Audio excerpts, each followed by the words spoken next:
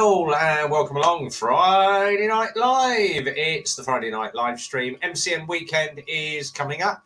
And big hello to everybody that is in the side chat. So that's Rhythmic Biker, Biting Biker Bird, Peaky Biker, Haggis Whisperer, Evening Grub, German Jobbies, and Victoria Gerald. So everybody's here. Simon's just joined us as well. Evening, Simon.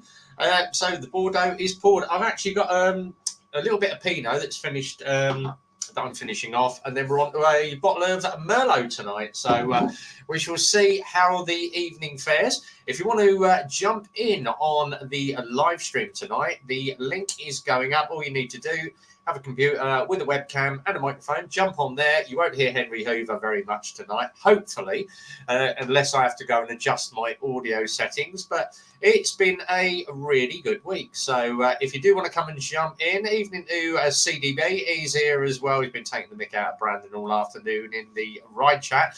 Leave your sheep at home, guys. But link is up if you want to come and join us on the live stream tonight. And I don't know what Simon's up to tonight, but Simon may join us on the stream as well.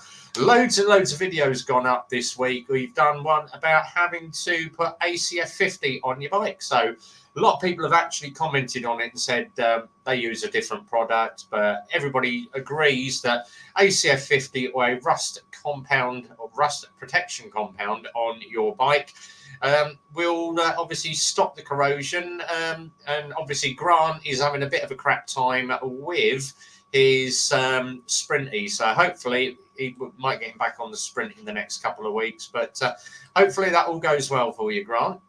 And obviously this weekend is the MCN Motorcycle Live in Birmingham. So if you are going, we shall be up there Sunday with the crew. All the boys from Eclipse Motorcycles will be out there. Hence why I am still in my shirt at the moment. So rolled in late from the garage. Obviously live stream. Phil's probably still at the garage doing stuff. But yeah, we've had a really busy week. Lots of crappy bikes coming in this time of year. People having running issues, or this has gone on their bike, that's gone on their bike. Can you sort it? Oh, brilliant. So Grant's saying hopefully it should all be fixed by now. So Grant's bike is over at HBB Motorcycles at the moment with Darren Spears. Very, very good mechanic. Very, very knowledgeable. So knowing Darren, it will be up and running probably in the next couple of days. So hopefully it all goes well for you, Grant. But brilliant. Good news to be out on Sprinty. Yeah, brilliant. Great news. BBB has done, if you check out Biting Biker Bird, go on YouTube. There's some really good stuff. She's done a great one with her drone on the train, the old steam trains. There's really good footage on that. So that's a good video to watch.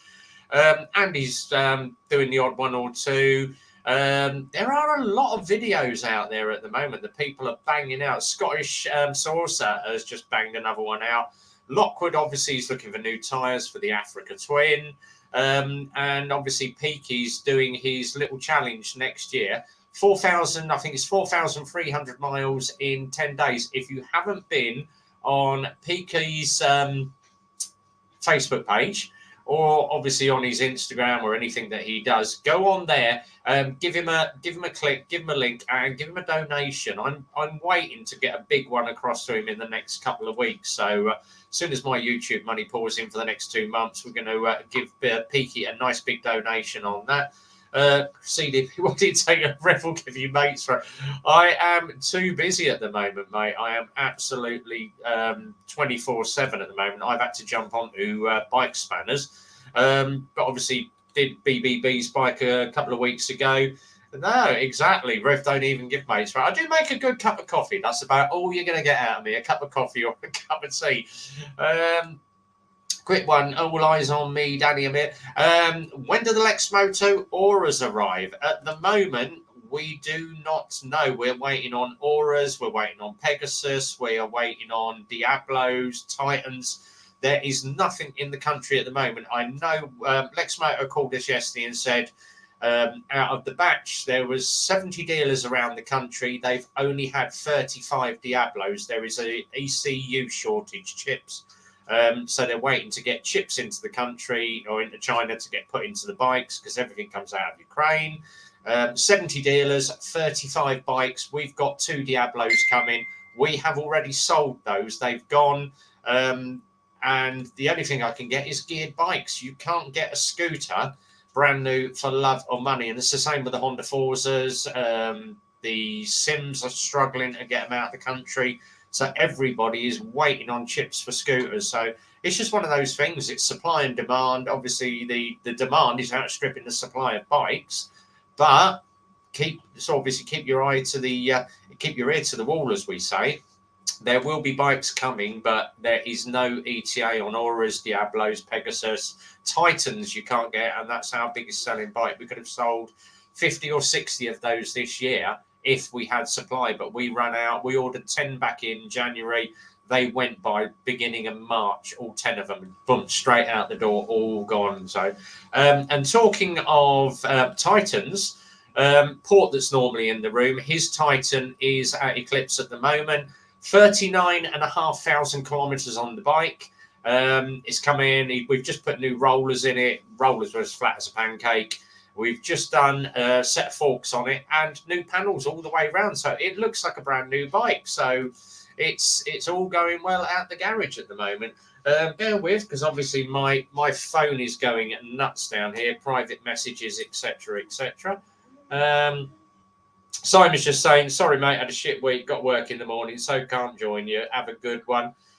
So Simon will not be joining us on our live stream, and he obviously won't be doing his stream tonight. So just a quick update for you with Simon. He's, I know he is very, very into doing his HGV driving course at the moment. So he's obviously back to work tomorrow morning. He is going to have a early night, I'll take it. If you want to jump us on the StreamYard link, one more time, StreamYard link is up. I'm just going to carry on chatting here. Can't stop me once I get started. And BBB just said, hope your week gets better, Simon. He'll be fine. Let's just see. I see somebody has been promoted on his Royal Snail. Yeah, I see. Yeah, Royal Snail vehicle. Yeah. If you missed the little video that Daytona girl put up, I think it was middle of the week, my GTR getting pushed. Battery decided it didn't want to play ball on Sunday morning when we went out for the run with Andy and the crew for the memorial ride. But it's got a new battery in it now, and it starts on the button every time. Well, it better bloody start on the button every time, because if the weather's good, I am riding up to Birmingham on my bike for the bike show. So if not, if it's raining, I'm going in Phil's Range Rover. But if not, I am going up in the on the bike. So will it make it past Super Sausage? I do not know, but we shall find out when it gets past Super Sausage. Will it actually say on the sat nav, turn around? And it's just said it may be raining on Sunday. In that case, I am going up in the Range Rover. Then I shall have a bit of comfort with the heated seat. And talking of challenges, the man that is going to be doing this 4,300 mile challenge all the way around the UK, the man, the one and only, it is the Peaky Biker. Here he is. Evening, buddy. How you doing, Mucker? You're right. Yeah, good thanks, mate. Good thanks. It's growing longer. It looks better now it's trimmed, put it that way. And that sounds really bad, but bit more hair, and then I can trim it up into something sensible. Fair play. How's Tricks all right? You had a good week? It's been a very, very busy week, yeah. A quick one from CDB. Didn't you put a brand new battery recently? No, I had the brand new battery. I just chose to keep optimizing the old one. But it loses charge after about 3 or 4 days, just stood there. So it's time to hook it out, put a new one in it. So, yeah, new battery. Do we have in store the LXS? I sold one today. It's actually gone out. We did the ride test on my YouTube and we ACF'd it. We've had the replacement arrive, so I have one in stock and it is the only one left. So if you want an LXS, plenty of LXRs, I've got 3 of those, but if you want an LXS, I have one left. Give the team Eclipse Motorcycles, all you need to do, Google Eclipse Motorcycles on Facebook, or just put in Eclipse Motorcycles in Google, it will come straight up. Give us a call in the morning. 2 ways to do it. You can do finance on it or 10% deposit and the balance by backs. takes us about 10 days to turn the bike around. If you haven't seen how I do all my ride test, PDIs, QCs, ACF, but it takes us 10 days to turn the bike around. Some dealers, and I've had this on a message recently, I can't mention the person because he's on my phone, bought a Iska from a local store. He's had it 4 months. Now, he lives 115 miles away from where he bought it. So they delivered it. He's had the bike a month and the bike has packed up. The gearbox has gone. There's something wrong with the gearbox. Phones the dealership. Oh, yes, you need to get it back to us. Can't I go nearest dealer? No, it needs to come to us. But our delivery guy will pick it up and bring it back to you. But it's going to cost you 170 quid. Wrong.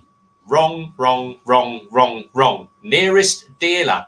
It goes to the... So you go onto Lexmoto, put your postcode in, hit the magnifying glass. It will give you 6 nearest dealers. National warranty, nearest dealer. You do not need to return it. As I said to him, if you lived in Brighton and the only bike that you could find is in Scotland and you purchased it from Scotland and paid for a courier, do they expect you to take it there every time for a service? Do they expect you to take it there for warranty? No.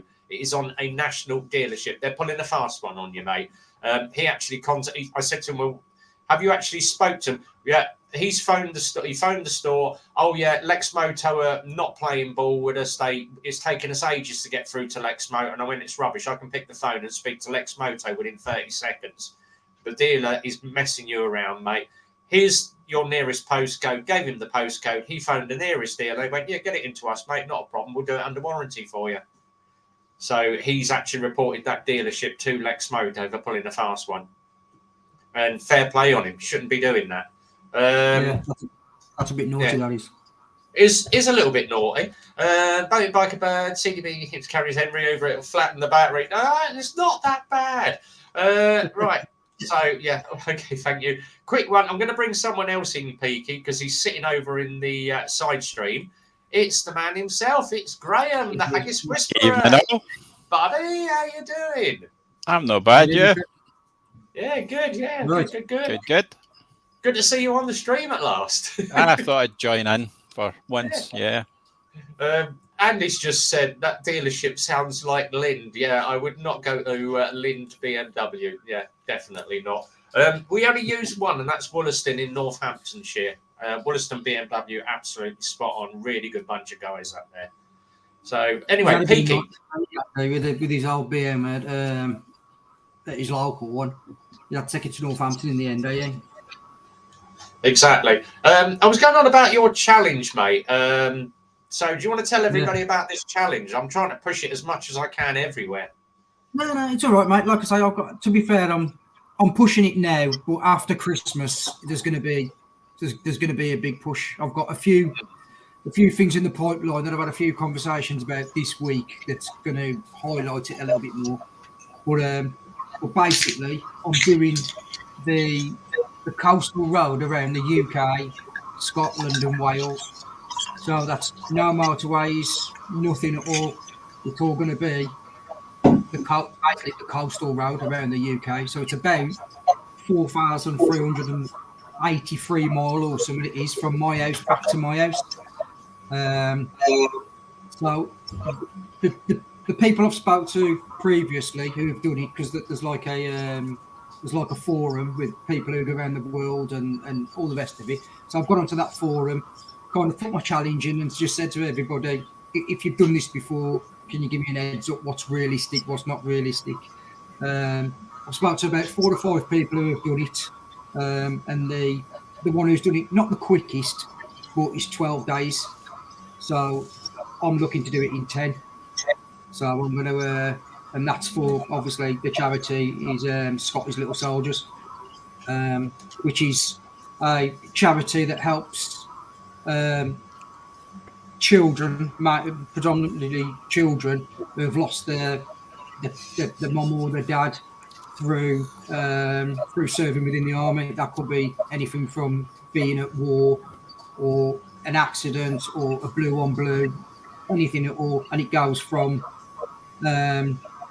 days out, for example, if when you send your kids out for a day out at school, they fund that day out, so the kids ain't missing out. Also, what it tends to do as well is give them days out as a family, so they get that bonding back together as a family and get that time all together where them laughing or for 10 minutes on a ride or 3 minutes on a ride that they actually forget about what's actually happened to them as a family. So, for me, it's short-term pain for a long-term gain for these kids. So that's the charity. That's what I'm planning on doing. Like I say, 10 days. I spoke to a couple of people on that forum now saying that's a bit unrealistic because a lot of the roads are 30, 40, 50 mile an hour. But that's why it's called a challenge. So what's your plans? Are you going clockwise or anti-clockwise round or? No, I'm going to go clockwise. Clockwise. Yeah. So like, obviously, I'm going to leave my house just above Birmingham and head out towards like Aberystwyth, and then basically just follow the coast all the way up into Glasgow, then do like the NC 500 back to Ireland, and then all down the east coast, west coast into Scotland, into Wales, around Wales, and then obviously back home. But yeah, I'm kind of planning on. I'm trying to plan on 10 days. If I've got to do it in 12, then I'll do it in 12. But my aim is 10 days. I mean, you're probably past my house, so you're welcome to spend a night at my house if you want. It's not a problem. Appreciate You get that, a decent okay. meal. I'll not cook it. The wife will, so you'll be safe. So there we go, guys. So I've just put the link up for Peaky. All you need to do, rock into there, and that is the Just Giving page. So we had a target of 1,000. It's actually at 1,005. Let's double it. Let's see if we can get it to 2,000 in the next couple of weeks. So really amazing people that have donated all their money. Loads of the biker guys have as well. Yeah. So Lockwood and I think Howie chucked some money in for you as well. Yeah. But as I said on my last video, I've got a month's worth of YouTube money stashed away. I'm going to wait, probably rock it up to about end of November, beginning of December. Then I'm going to just donate all those YouTube, just get it all in one, just smash it across to you, mate. I don't need it. So it'll go to a good cause. So, it's probably going to be about 150, 200 quid. It's not going to be much, but as they say with Tesco's, every little helps. Yeah, like I say, I just want to, whilst I'm on here as well, obviously our little group that we've got, I just want to thank everybody who's donated, because it's been absolutely, even Andy with his 50 pence, it's been brilliant. But yeah, no, honestly, it's charmed me up a couple of times this week when I've purposely not looked at it any of an evening.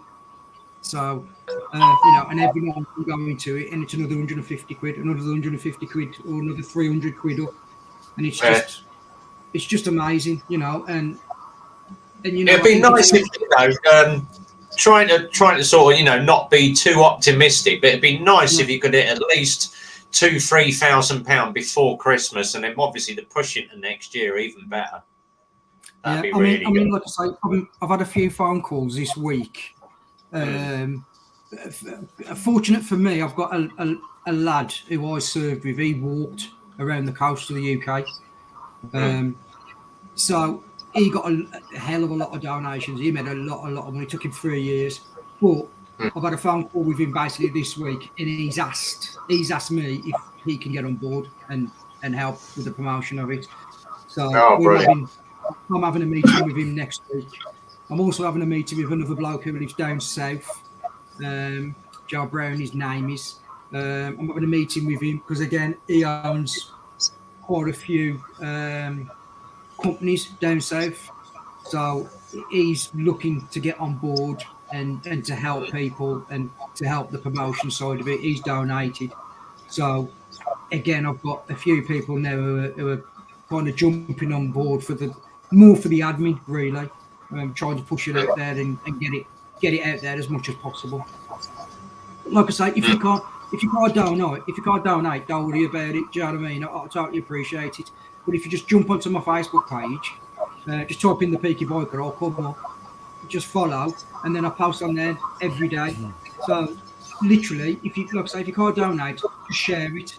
Just share it, because like I say, the more people who share it, then it's getting out there, and hopefully, after Christmas, it'll gain a bit more momentum, and hopefully, we'll do a good job for the kids. Definitely. Definitely worth jumping on there and chucking some money on it. So yeah, definitely, that's definitely a good cause, that one. Yeah, 100%. And before I forget, obviously up there, let me lift the camera up, is my hat section. Everybody knows that I collect baseball caps. I've actually got one missing from up there, and I've just realised, so I'm just going to go and grab it and bring it back. Pinky knows what I'm on about. Which side do you live in? I guess, do you live the west or east? I'm on the west. Do you know where the Erskine Bridge is? Erskine Bridge, yeah. Yeah, I'm pretty much 2 minutes from that. Right, I'm back. So, last Saturday night, obviously, we did the Memorial Ride Sunday. Last Saturday evening, about at 8:30, I am crawling on my hands and knees around the loft in 4 inches of fiberglass. My hands itched for hours. Got all the way to the back of the loft and dug out a cardboard box and finally found my signals beret. And got it out, put it on the table. I thought, right, I'll use that Sunday. I'll take it to the Memorial. Gets all the way to Eclipse to pick the bike up. Dead battery. Simon had to push me. Gets all the way to Super Sausage, rides to the Memorial, and Steph says to me, the other guy that was in the signals, "Where's your beret?" And I went, "Oh, shit, it's sitting on my kitchen table." So I forgot to take that with me. But the best bit is I brought it home, put it back, and obviously tried it on at home, done my little photo. And the missus went, "What's that on the kitchen table?" "That's mine." She went, "That ain't yours." I went, "Bloody is mine." I said, "It's still got the original numbers in the bottom of it." Because I used to have, because you remember how it works, Pete. You used to write your name in your cap, because you put them all down, and it's like, which one's mine? Which one's mine? So I should be sticking Name that. and last four. Yeah, name and last four. So, which is exactly what it's got in there. 3105. And you never forget. You never forgot your number, and it folds up. It still folds up as good as the day I had it, which is how I got it out the loft, all nicely folded up. So that will be going up the top, out the way. Yeah, as BBB said, do I look like Frank Spencer in it? Actually, you get it on right, because you have the little marker at the back, and then, yeah, it is a little bit tight on the head, because obviously I had a smaller head back then, but it does fit quite nicely. So, Right. Oh, he's got to get his there. I think you'll find most of the bikers that are in here, obviously apart from Andy and Simon and that, most of us are all ex-military, so it's all good stuff. It's all good stuff. You were in the force as well when you grew up? No, I wasn't. No, I wasn't. Or am I thinking of Bruce Moray? I think Bruce Moray might have been. Right, no, definitely not me. So what you been up to this week, Graham? This week, I've not been out on the bike since last weekend. Done a wee video for that. But it's been raining every day up here. We're drowning up here. He's got his as well. Even folded up the same way as well. Oh, bloody hell. Yeah. Probably well fit on my fat head now. Oh, so you can fit yours over you, yeah. Oh, just. Yeah, just above the right ear as well. Oh, well, if we're going to do that, we might as well sit around it a bit. Take it off, fold it right up. Yeah. Hold it up. There we go. That fits nicely, actually. Right. Could do with going over a little bit. There we go. That's better. So when you was a crow, you used to have to shrink your berry. So you had to boil it in hot water, then put it in boil it in hot water, then put it on, and then and then if you put it in the cold water, if they put it in the cold water long enough, you put it on your head and you end up burning all your head. But I'm not. She's just a pirate, she says. Yay! Zed's in the room as well. Evening, Stu. Good to see you, buddy. Right, let me get his link up for him. So, if you want to jump in, Stu, come and join the boys. Andy said he's a lover, not a fighter. Yeah, he loves to fight, in other words. German jobbies, I wore a tam o' shanter. There we go. Brilliant fun. Brilliant fun. BBB, I'd like to say thank you for the stickers and wicked. Absolutely. I saw them on the WhatsApp group. They look bloody good, actually. Mate, honestly, I asked for like porn star red, prostitute red. I asked for, so and they've come out perfect. They're wicked. Thank you. I'll be ordering some. I'll be ordering some more. Pongos and their berries get proper headwear. Oh, See, I was known as a scaly, so yeah, and I was more IT logistics, and if you put it this way, I could strip a Clansman radio down in about 20-30 minutes, and then put it all back together again, and make sure. But half the problem was you picked up the local taxi from 2 mile up the road. yeah. I remember the Clansman. What was the other one you had, like the white sifter, the violet joker? Bloody great, yeah. Horrible bloody things they were. Massive. You had the frame around it there. You have to put the frame on your back. It used to kill you. On your back, yeah. Bloody, it was literally like a backpack with a yeah. And the flexible aerial that used to slap you across the back of the head. Yeah. You'd be running through the street. All you'd get is the antenna just whipping you, whacking on you in the back of the head. You'd have all like little bite marks on the back of your head where they've been whipping you. We've got Mark in the room. Evening, buddy. How you doing? Yeah, good. Hey, how's the sound? Is the sound okay? Yeah, really good. Yeah. Cool. New setup and all that. I was known as a scab lifter, Navy medic. There we go. Person of no practical employment. Exactly. Oh, right. Speak. Everyone want to know how I know what prostitute red. She's got a mouth on her somewhere. And Stu's here as well. Evening, buddy. Good evening. Hey, what's your Hello. How's things? Yeah, all good, buddy. All good. I'm going to let you guys chat on because I'm going to shut up for 5 minutes, which will be a bloody first in this room. Right, crack on, Stu. What you been up to? Not a lot. I had a ride out at the weekend. Got a couple of vlogs done, but I haven't even started editing them. So that's about it. Let me just get through. Hang on. Someone just said, there we go. Subtitles are available if you don't understand accents. We had that last week. Someone said, why did you have that banner across the bottom? Because all these guys all speak funny lingos.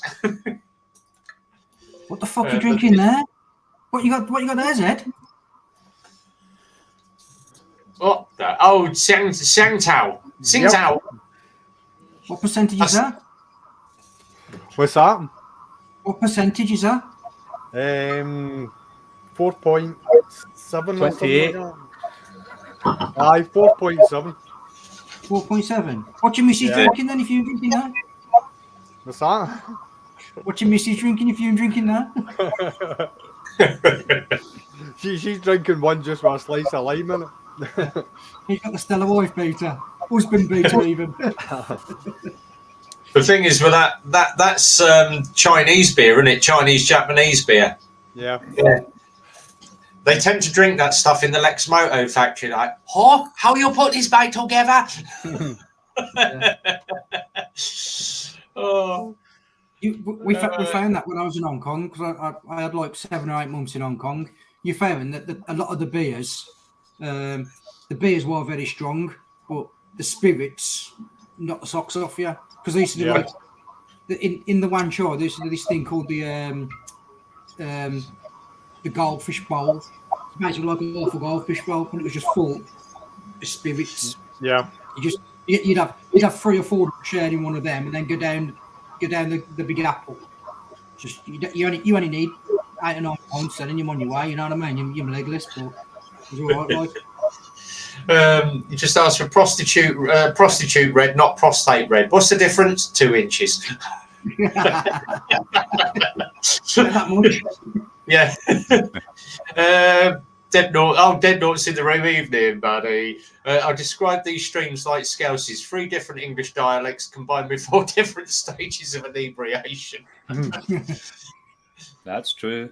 Very, very true. To be fair, I know. Not yet. I've had about 3 or 4 rooms already. Out of just been. So, has anybody signed up for Wild Bad 23 yet? Yep, I've done it. Good. I've got my tickets all at 135 quid. That's cheaper than last year. Is it? Yeah, it was I was 100. like, bloody hell. Yeah, Friday and Saturday, 2 nights, 135 quid. Will you shut up? Go and lay down. Okay, the best weekend you'll ever have. Fucking no chance. And that's take your own tent as well. If you want their tent, it's another, I think it's about 20 quid or something, isn't it? Aye, Kiss but Molly. they're small. Yeah. So I'll take my own bloody tent. Aye, you're better to. Yeah, I've got me. What do they call it? It's a Lone Rider copy. It's a cheap one off of eBay. But first thing I did as soon as I got it home was put it in the washing machine and chuck some waterproof liquid through it as well. So just to waterproof it an extra layer. I was just going to splash it on and paint it on, but I thought, nah, it'd be all right. Just bang it through the washing machine. Jesus, Rev, don't believe it or not. It is Birmingham Christmas Fair started today. The German market. Yeah, my missus has gone up today with her friends from work. All expenses paid thing from work.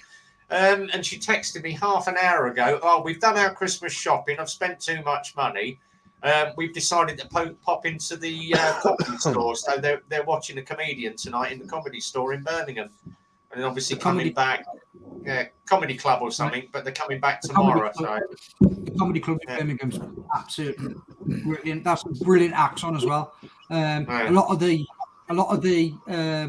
because you don't know the acts when you buy the tickets, but you get that a lot. You get that Joe Lycett, if you've ever heard of him. Yeah. He was on there a lot. He's on there at least once a month for these. Or if you go to the German market, most of them do the German market now, but the one in Birmingham, they do the big jugs of the proper German beer, and it's about 8.5%, knocks the socks off you. Right, like you can get up there and have a few beers, you don't need your coat. You've got your beer coat on, 4 drinks. Andy's Exit has just said, is anybody going to the ABR festival? In fact, I was going to do the ABR. I got it confused with Wild Bad. I'm doing Wild Bad, but the Adventure Bike Riders one, I wouldn't get the GTR around that course. I'm doing the opposite. I'm doing the ABR. I doing Wild Bad. Like I said, it was just the fact that someone said, "Oh, Lockwood's going to Wild Bad 23." I went, right, I'm going. Yes, it's fantastic. It's a great weekend. You can't go wrong. Yeah, because he did the little bit in the live stream last time. I was thinking, bloody hell. But let's sponsor Richie Vida. But Richie's all right. Richie's actually quite a nice guy. So if he's there, but it's just the fact that getting out with the boys and having a couple of days away from the missus and doing a bit of wild camping as well. So. Couple of days away for the missus is always a good thing. Exactly, and get absolutely. But the thing is, you can get paralytic and crawl to your tent. Correct. Park closer to the bar. Exactly. And he's taking the 3,000-mile route next year, Mark. Aye, well, aye. probably Flatwood's doing it. Aye, everywhere in the wrong direction, but great roads. So it was fantastic. I loved every minute. It was absolutely fantastic. If you pick the right hotel, you can leave there at like 7, 8, 9 o'clock higher, and then get to the hotel and go and get absolutely we went down in the hotel, have a shower. we went down the night before, had a comfortable night in the hotel, so it was a full day's ride. And then the next day was we just went to the ride with Richie, which was only 80 miles. I've got a feeling this one next year will be a lot longer than normally. All day, basically. So looking forward to next year. Now I know what it's all about and what I can do and what I can get up to and how drunk I can get and how drunk I can get. That'll help. And I'll be drunk. Can you get too drunk? No, it comes out you can't. I have a good game every Friday. Gus is in the room as well. Evening, Gus. Good to see you, buddy. Yeah, have a look at the venue. Yeah, not bad then. But yeah, you got your two big ones next year. Bike show is this weekend as well. We are going up Sunday. Are we all giving up Sunday? I'm going, the Birmingham one, NEC. So yeah. I know I'm going to be probably on the Lex Moto stand for about an hour because a lot of people have messaged me and saying, "Are you going to the bike show on Sunday?" If you are, can we obviously get some stickers off you and have a bit of a Q&A about the bikes? And the boys from Lex Motor said, "Oh yeah, come on, we'll get you a cup of coffee. You can do a load of Q&As with people because obviously Spicy's going, but I think he's going Saturday." So me and Spicy are obviously sharing it over the weekend, but I'm doing the Sunday, spend an hour on the stand. But the reason being we're going up is that we need another brand. Obviously, we do Lex Moto, but we'd like to take on something like WK Bikes or, Sinis or another brand, because getting hold of Lex Moto scooters is an absolute impossibility. And Sim were absolutely crap with their national centre for actually distributing it were useless, because they used to do Royal Alloy. We had a load of people that had the Royal Alloys clock issues, and the idea of MotoGB to deal with the issues and the irate customers was to shut their phone lines down from only 10 till 2 o'clock every day. You've got 130 dealers trying to phone in to get parts or ask questions. You couldn't get through on the phone, and that was their idea of how to deal with customer service. So how was your complaints today? Absolutely fine, not a problem. Never heard a peep. So yeah, Lex Motor are pretty on the ball, but it's obviously just getting bikes out. But we're looking to get another brand on board, and I want to have a look at some of the stuff that's on offer this year, some of the new stuff that's on offer. So there is a second bike possibly in the pipeline. I am not going to say what it was. Well, apart from the KTM, it's that'd be the third bike in the pipeline. I'm looking for something a bit adventure style now. Yeah,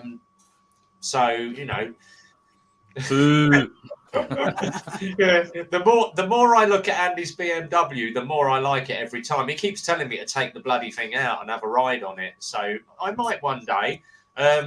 But the more I look at sort of the adventure bike, and obviously for what I want to do, a lot longer touring.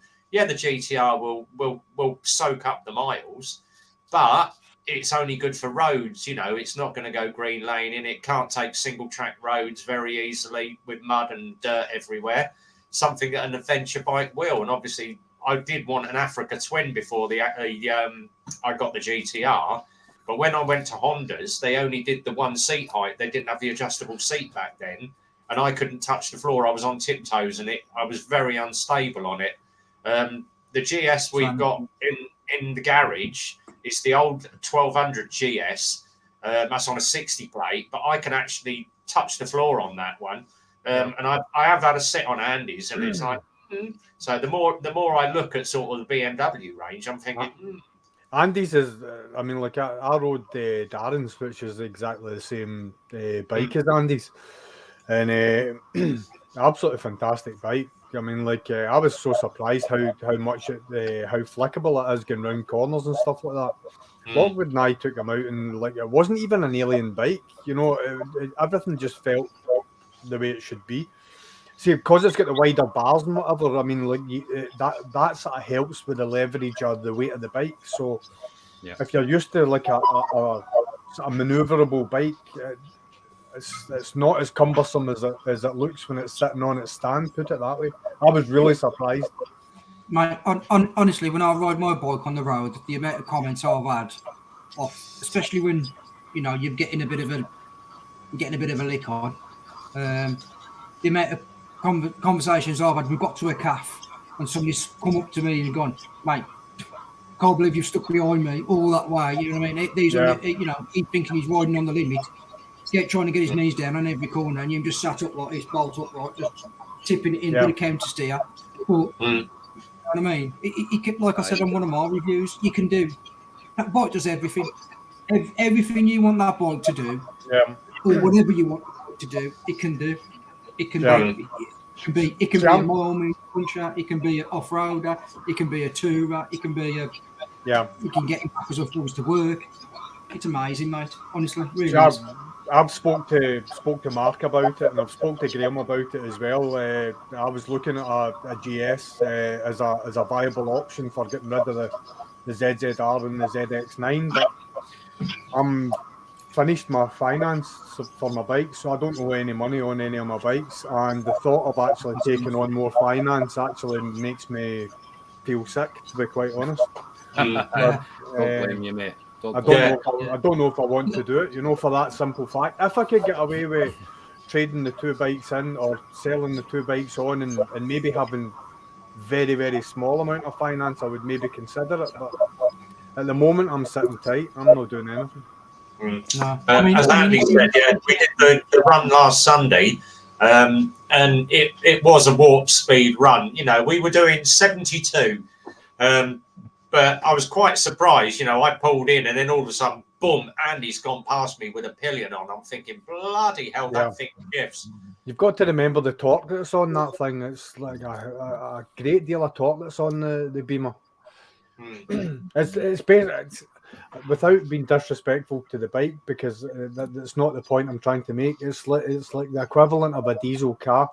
The torque is in every single gear, Peaky. You'll know that yourself. It's like it pulls away in any gear you want without any sort of hesitation. 140 pounds. Like I say, mate, if that's something that you're seriously looking into, if you look at something like one of the older 2018s one, you can get the LEDs dashing everything with it. Yeah. Do you know what I mean? And that's as good as my bike is now. And they're up for like, you can pick one of them up for like 12, 13 grand. Do you know what I mean? It is a lot of money, but it's not a lot of money for the amount of bike you're getting. Yeah. Exactly. Yeah.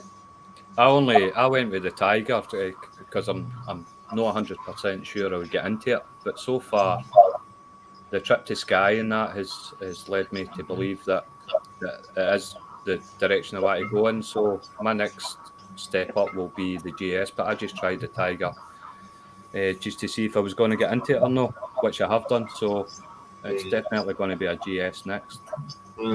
As I say, once you've tried it, because I always said that I would be sports bike for life. I love that ZX7 of mine. I really regret selling it now. I do have days when I think, should I have sold it? Should I have passed it on? But the guy that's got it in Cornwall sends me weekly photos of it. And he's stripped it, he's cleaned it, he's put it all back together. It looks like a brand new bike now. It is shiny, and it lives under a cover as well. Yeah. So fair play to him. Do I regret getting the GTR? No, because obviously it's got me into the touring bike scene. But obviously going from that now, and I always said, the GTR's my forever bike. I'm never ever going to want another bike. Until the next bike, that's always the case. Yeah. I've loved every bike that I've owned, but you always just when you least expect it, there's something else will turn your head. Yeah.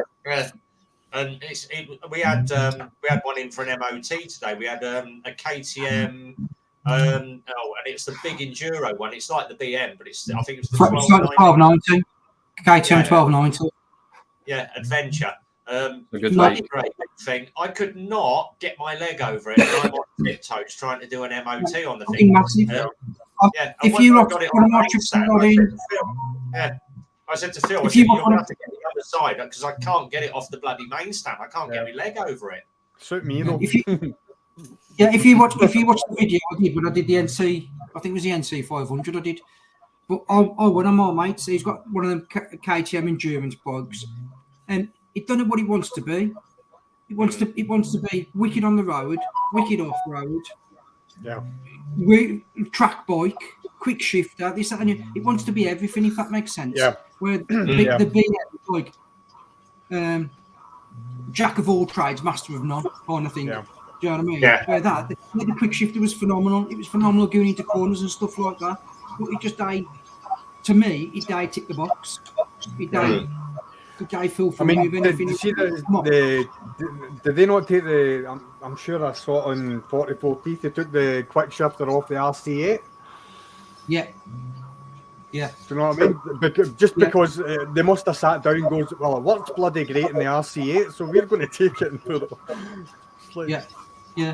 Yeah. Well, if I've watched a few videos because one of my friends has got the Africa Twin and he's literally just traded it in for the BM. And when I spoke to him about it, and I was like, why have you traded it in? And he says, so Mrs. is at the comedy club now. Glee. She's just said, can you say a big hi to all the beardy boys in the room, Peaky and Stu? So my mate said to me, what I said to him, I says, why have you traded the Honda in? He says, if you look underneath, all the underneath of the basically underneath the belly pan, rusted, all the frames rusted and everything. Right. He says, he even had the bike 2 years, brand new. He had it 2 years, yeah. He's traded it back. He's lost thousands on it, but he says, I don't want the bike. So, that ain't good if if you've got an Africa Twin or any Honda, and you know what I mean. I think he's had it about 19 months and he's traded it in. Yeah. I think every bike has got its little. Simon's just done a promotion. Let me just see if it comes up on the screen. It might fade out. Hang on. Let's get a bit closer. There we go.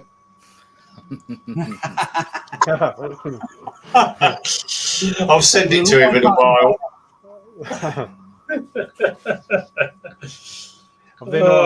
Have they not announced another 5 strikes? The Royal Mail? Not yet. Yep. No, they haven't. I don't know. Yeah, they did. Shh. Quiet. Bloody dog. Said, see when you done your live stream with was it the Britain? Yes. I was in. When was it? 2 weeks ago? 3 weeks ago, and some old boy must have been about 210 started talking to me about it, and he actually watched your live stream. All right. He recognised me when he came in the shop, and he started talking about it. So it just blew my mind. That's amazing, isn't it? He knew a lot about it as well. So yeah. I don't know what he had to do with it, or he was involved with it, but he's like, were you on the internet with a guy called Zed talking about the Britain? And I'm like, no, he was talking about it. I wasn't. It's no. I was fanboying over it. So that was strange. And I've also had a traffic cop who's a biker cop stationed in Ayr who came into the shop and said that he watches all your videos. Oh, and no. he just kind of smiled and walked away. Right. Look at that clock blurring down there. He makes sure everything's blurred now. But he said he loved it. So both of the guys were. No, that's they fair absolutely play. loved it. So That's fair play. just thought I'd throw that in. I remember when Andy came up to Scotland, Lockwood and I went to Harley, West Coast Harley, and there was a boy sitting in the cafe that recognised Lockwood. He's like, "You're Lockwood, aren't you?" And this boy, he's got a YouTube channel as well. I can't remember for the life of me his name, but he does like a lot of touring, and that's basically what his channel's about. All these touring videos, and I think that's what he was doing at West Coast, was planning his next tour. Let's get it, but bloody. I was just about to mention who's got the Hoover on or something. Yeah, it's this epoxy computer. It's in for a service this weekend. I think it's just clogged up with dust in the back of it. So, processor fan's doing its crust at the moment. So, see if I can get it a bit bloody quieter by next week. I should wish. I've got the bloody dog down here farting like a good one. So, I was just getting ready to start the build tomorrow. Hey, brilliant. Nice one. If you haven't seen him, he's down here at the moment. He has his own bed underneath my counter. So down there he is, hiding away in the corner. For a change, he's not licking his own nuts. That's a talent, that is. That's a talent. Yeah, about to say, give him a biscuit, he'll probably let you. Let's Yeah, I be mean- fair. If we could do it, we would be doing it. 100%. Let's I'd not have a lie. look, Lizard.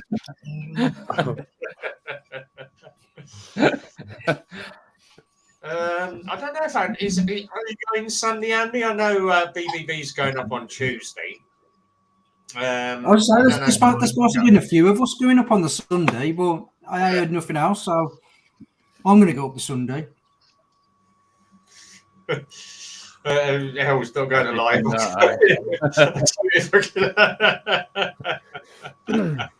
I got those Chinese lights today, Stuart. They're actually Oh don't yeah, seem too bad. yeah, they look okay. Huh? No, they'll work. Not every work. It's quite good. You get wee guards for it and everything. If you, my Oh, mum yeah, use I them, do. but Yeah, they'll look great. I used to, when I had the ZZR 600, I used a set of lights called Bike Viz Bullets. It's a UK company called Bike Viz, and they're like I don't know if you know the key lights that you get now, yeah, and they're like yeah. high intensity. Well, Bike Viz, it was like tiny wee ones, and I actually mounted them under the bottom part of my fairing, and they looked absolutely brilliant. So they did. Yeah.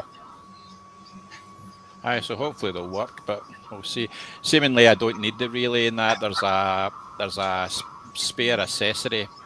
All right, yeah, so it on the can, loom it above can the wire straight in. radiator. Is it just a direct plug-in then? It's supposed to be if you buy Suzuki proper heated grips, that's the power supply they use for it, so it's on the ignition. So Right. we'll see how it goes. Yeah. Should be good. No, that's ideal. I've got a set of it's like I've got a whole setup for like day running lights. I changed my indicators into day running lights. Right. So basically, it's basically switchbacks. It switches between being an indicator and day running lights on the front indicators, but you've got to break into the switch live on the headlight cluster. So I'm a wee bit reluctant to do it because I don't like breaking into wiring. It can get a bit sketchy. Shouldn't be that loud. The quick from Elvis. I'm surprised Rev didn't watch my last video. Be preaching about how we run. I haven't got that far yet. I'm about, I think, 6 or 7 days behind on my videos at the moment. So it's finding time because I'm on the spanners full time at the moment. It's just finding time to catch up on everything. So might go on Saturday. You can get tickets at the gate, yeah. So it costs you more. On the gate. If you actually get your tickets online, you can still get online tickets. Just buy as many as you want. We've usually March. We've got the Scottish Bike Show at Ingleton, and the last time I was at that, actually, we had a stand at it. So for that, you get a whole weekend pass, plus you get an extra pass for guests as well. So when we were all on the stand, we had boys coming up to the gates and we were handing our pass through the gates. We were all getting in for nothing. It was good. Better price. It is. I think it's £22. I think plus £2 booking fee online. But I think it's 27 if you actually buy it on the day, and it's card payment only, no cash on the day. They're not taking cash this year. In all honesty, the last time I was at the NEC, I thought it was poor. very poor. To travel all the way down, we travelled down. We left first thing in the morning. We all went down in the car, and I just felt there wasn't as many bike manufacturers represented as should have been. Right, let me try. Can you still hear me now?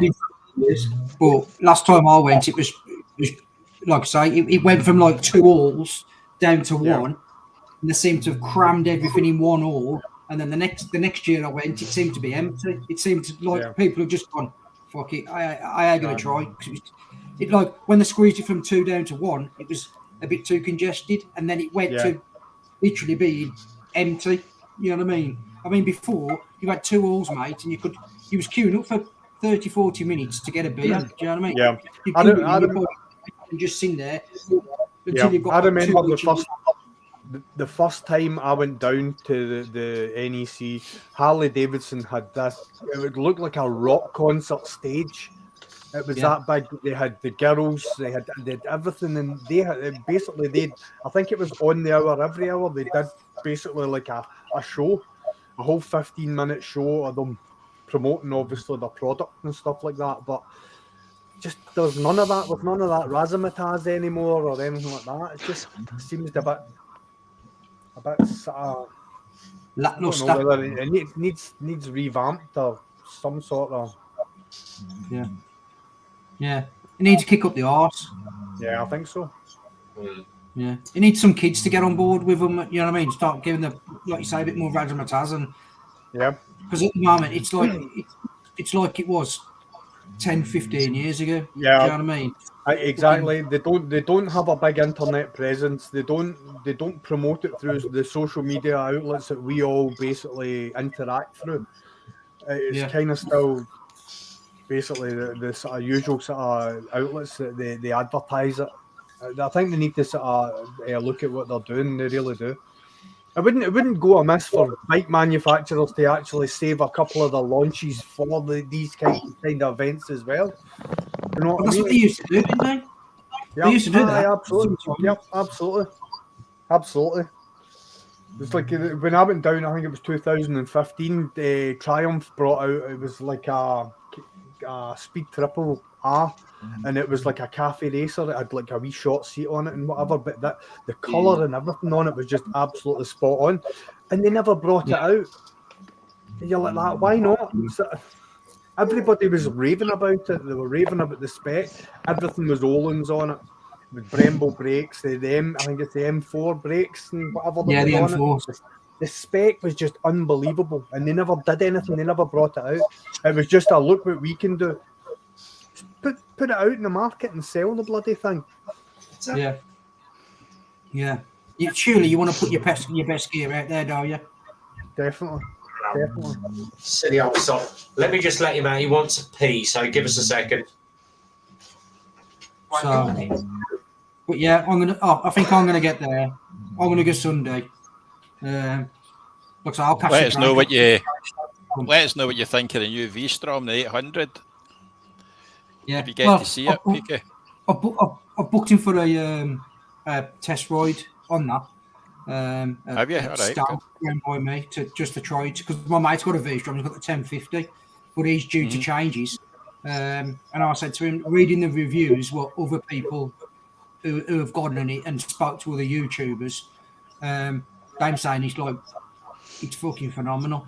They're saying it's almost like a GS killer, for example. He says because you've got the power to weight ratio. It's better off road. It's got better suspension than the 1050. They've upgraded everything basically. So I've booked in. I think something like the 5th of December, 5th of January. I'm booked in for it. So nice. But I'll let you know. Beaky, did you see the BMW had released the trailer for the GS RS? Yeah. Saw that last week. Yeah. I don't know whether you guys have seen the sneak shots that they're getting of the new 1300 GS. Have you seen them? It looks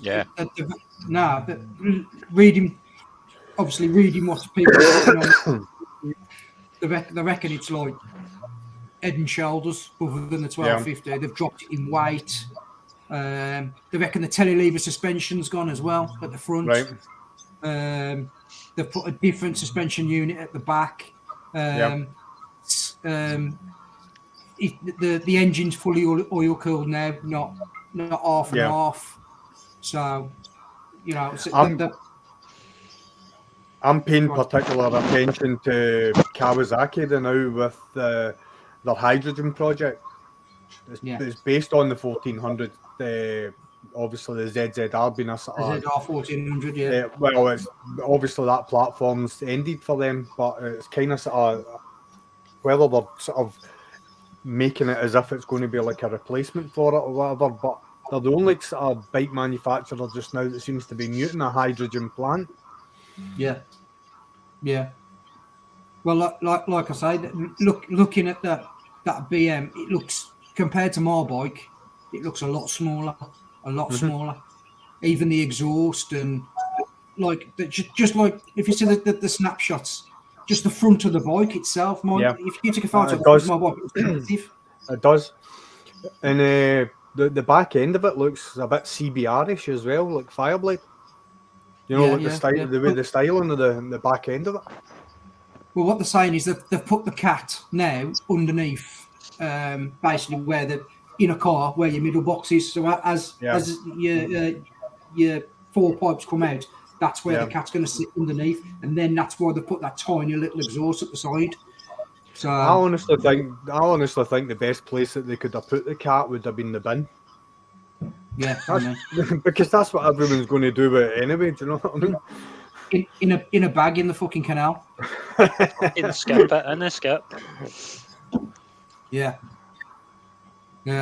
Like I say, that's what you just straight away, don't you? You get rid of your exhaust, you get rid of the fucking cat. Yeah. So, but I'll tell you which bike I quite like the look of though. Which I'm trying to test ride as well. That new Ducati Desert X Trail. Have you seen that? That's like a proper off-road bike. You know what I mean? It looks really, really smart, and you know when like I say, I'm looking at doing riding to Australia for my 50th, so maybe that's something I need to start looking at. It looks a bit more rugged than the BM. It's a lot lighter. So yeah, you know, I might have to start looking at stuff like that. Cause obviously, I'm wanking fucking keeping upright on the bank. I fucking fall off all the time. But do you know what I mean? I need to be able to pick it up. But I was quite impressed. I actually saw the new Ducati Scrambler as well. I was quite impressed with that. They had a red and black. I'm a sucker for red and black. I love red and black colour schemes. And they had a red and black version of it, and they looked nice. They are nice. I do like the look of them as well. The Ducatis are always nice, though, are they? You see, like until you need to repair them. yeah. Or service them. Yeah, then you need a fucking second mortgage. But before I bought the BM, go on. No, I was just going to say you need a special tool. You need a special tool to do everything in the Ducatis. Yeah, you need to be able to do that with your fingers. You got a big fat wallet at that size. Yeah.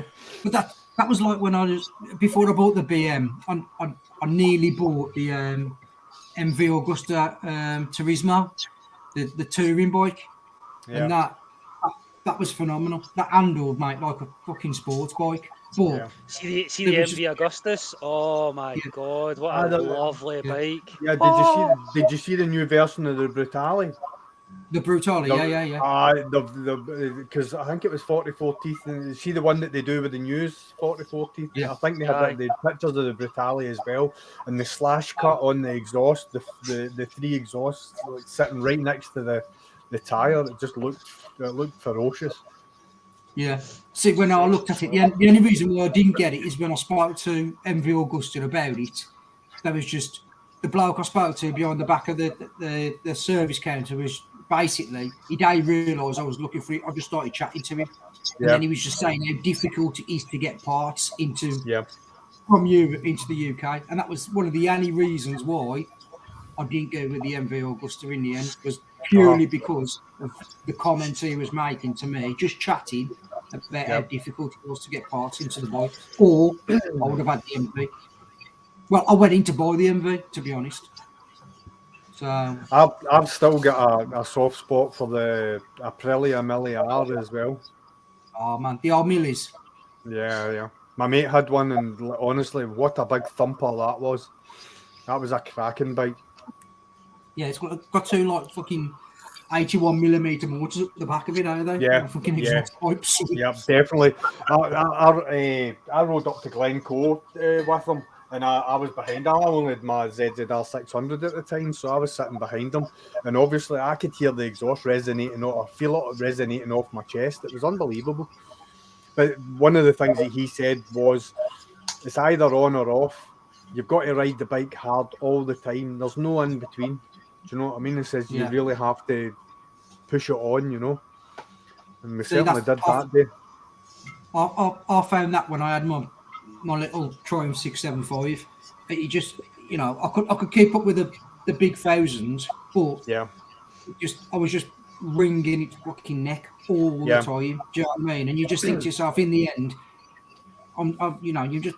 Well, I was, especially on the road, because I'd race it one weekend, put my panels on, and then go out and have a ride on the road, like, or put daytime MOT on it, and I'd go out and I'd have shit out of it.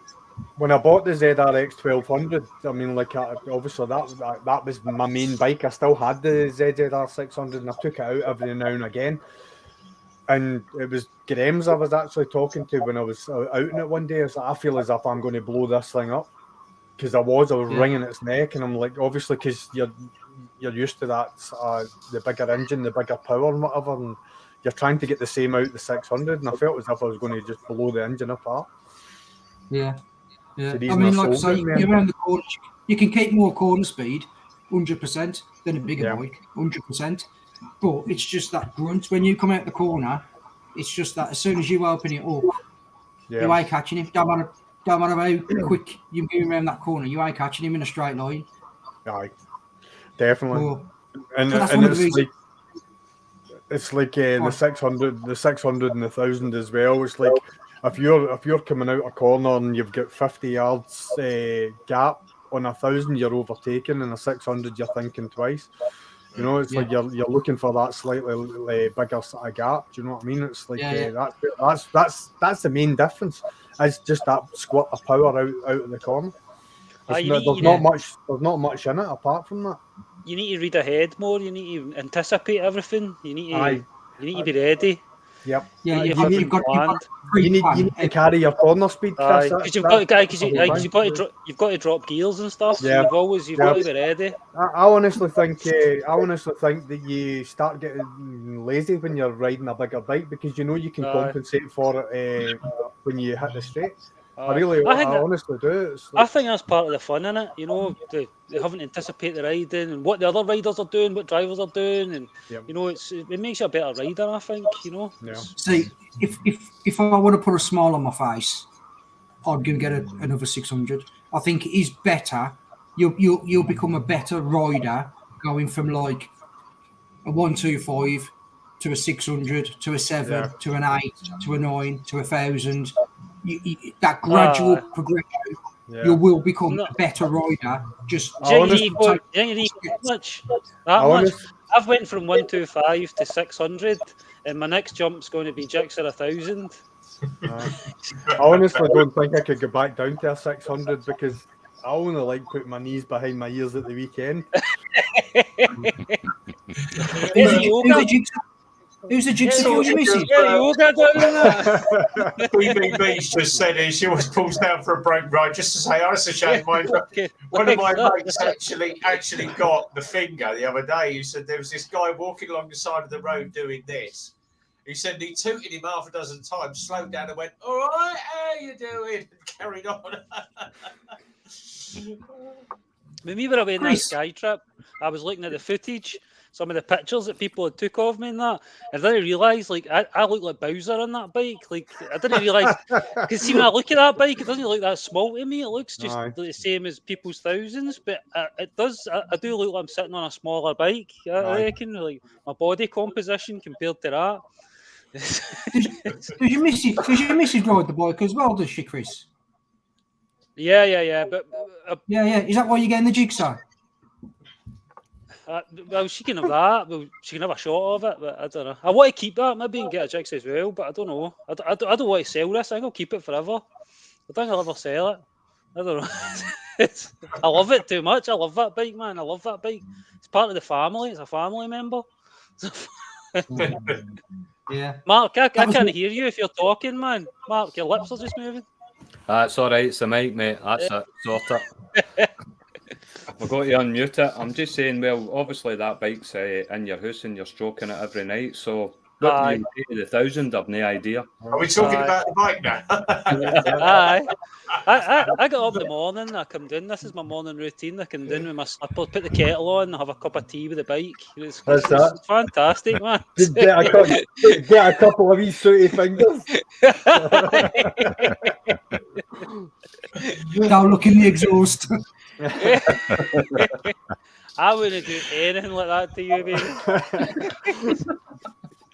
That's why we're just pin back like a dog's ears. No, GSX.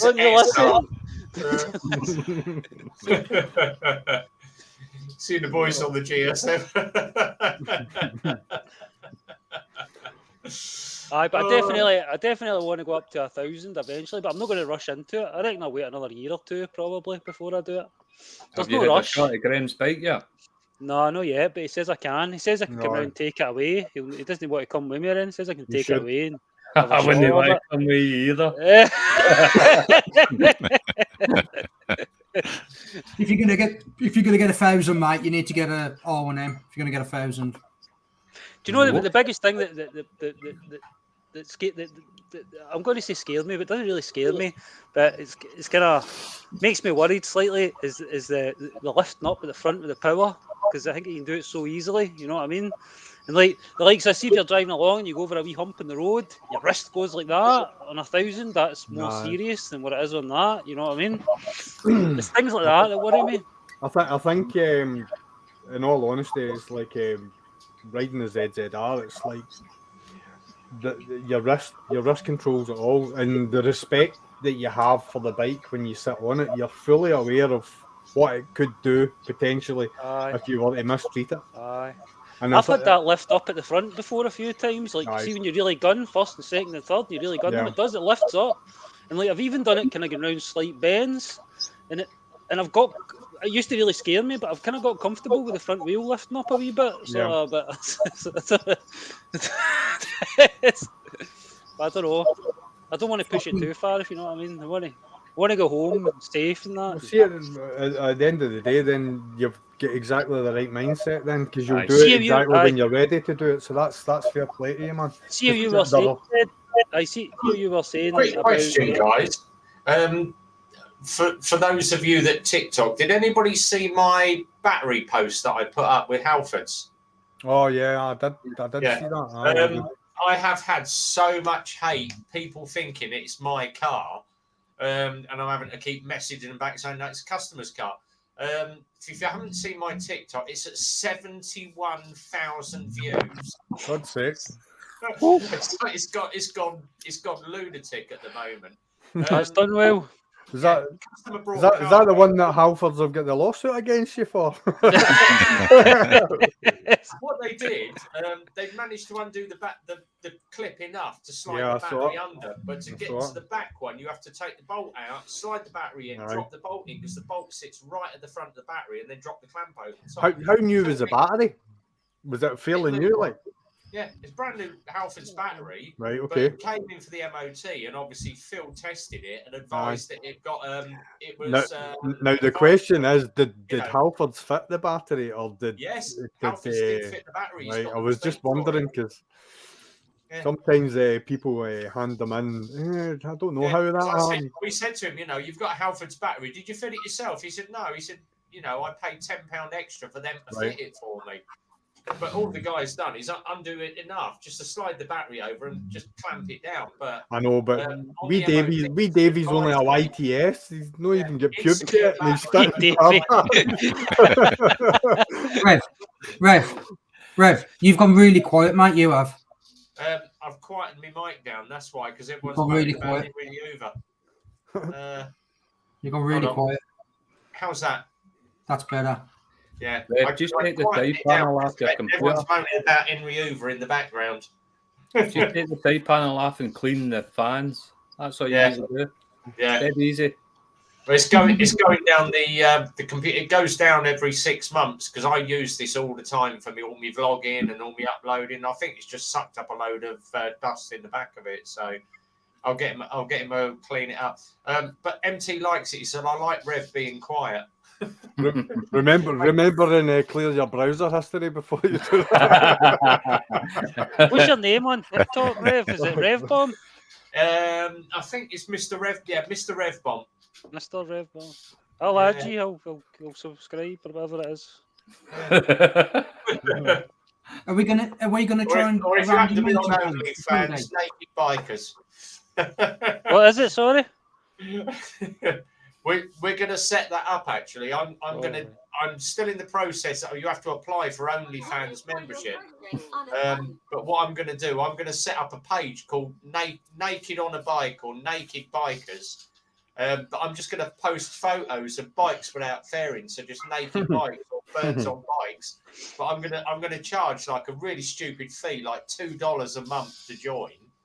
But all the money I can give to charity. I can I'll make photos. If people want to go looking for porn, then I'll make money out of people looking for porn. Got to be done. Before you don't have to look for it.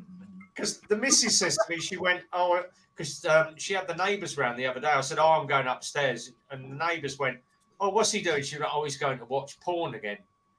They went, you let your husband watch porn? He said, yeah, he watches porn all the time. What sort of porn? She went, pictures of guys riding bikes. He sits on bloody YouTube every night and he calls it his bike porn. And they went, don't he look at normal porn like lesbos? Or she went, it doesn't interest him in the slightest.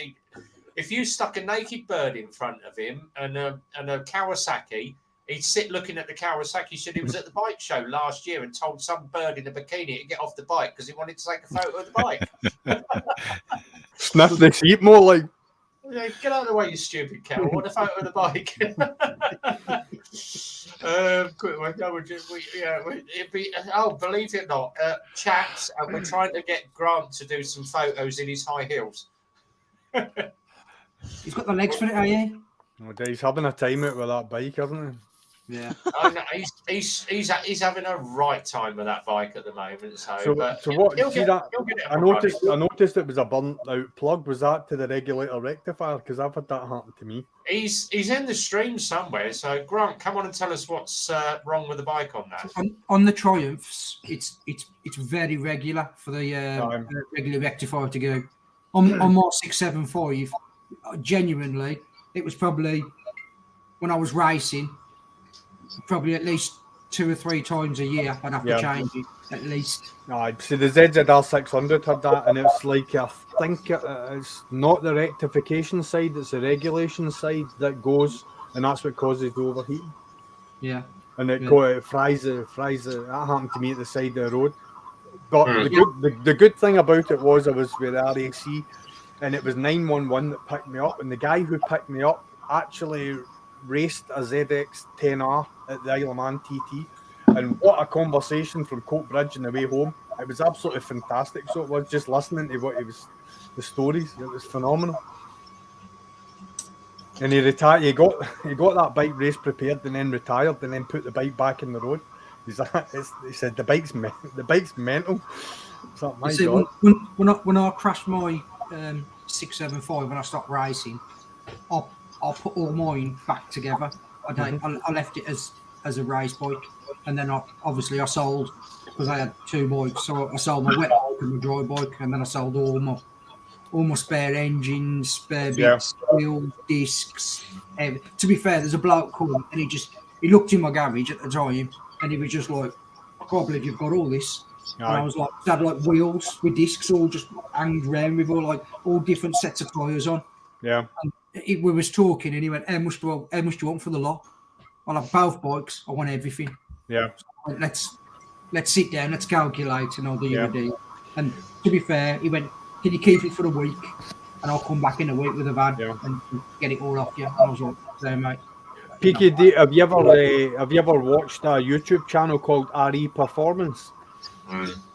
It's a guy called Ricky Elder, and he's actually, I think it's the British Superstock that he's raced in. I was going to say, I recognise his name. Yeah, he's racing the British Superstock, and like if you go onto his channel just now, there's one of the other boys who's not long had a crash, and he's just bought a Yamaha R1M, and he's stripping it down. It basically, I found his channel because Guy Martin went into his workshop. What he basically does is Lamborghini Gallardos and Audi R8s, and he does turbo conversions. He does twin turbo conversions and turbocharges them up to about 11 to 1200 brake horsepower. But he's got a wee thing just now where he's doing all his bike stuff as well, and you should have a wee look at the R1M stuff that he's doing just now, because it's quite special. Let me just, I'm just going to show you share a screen up.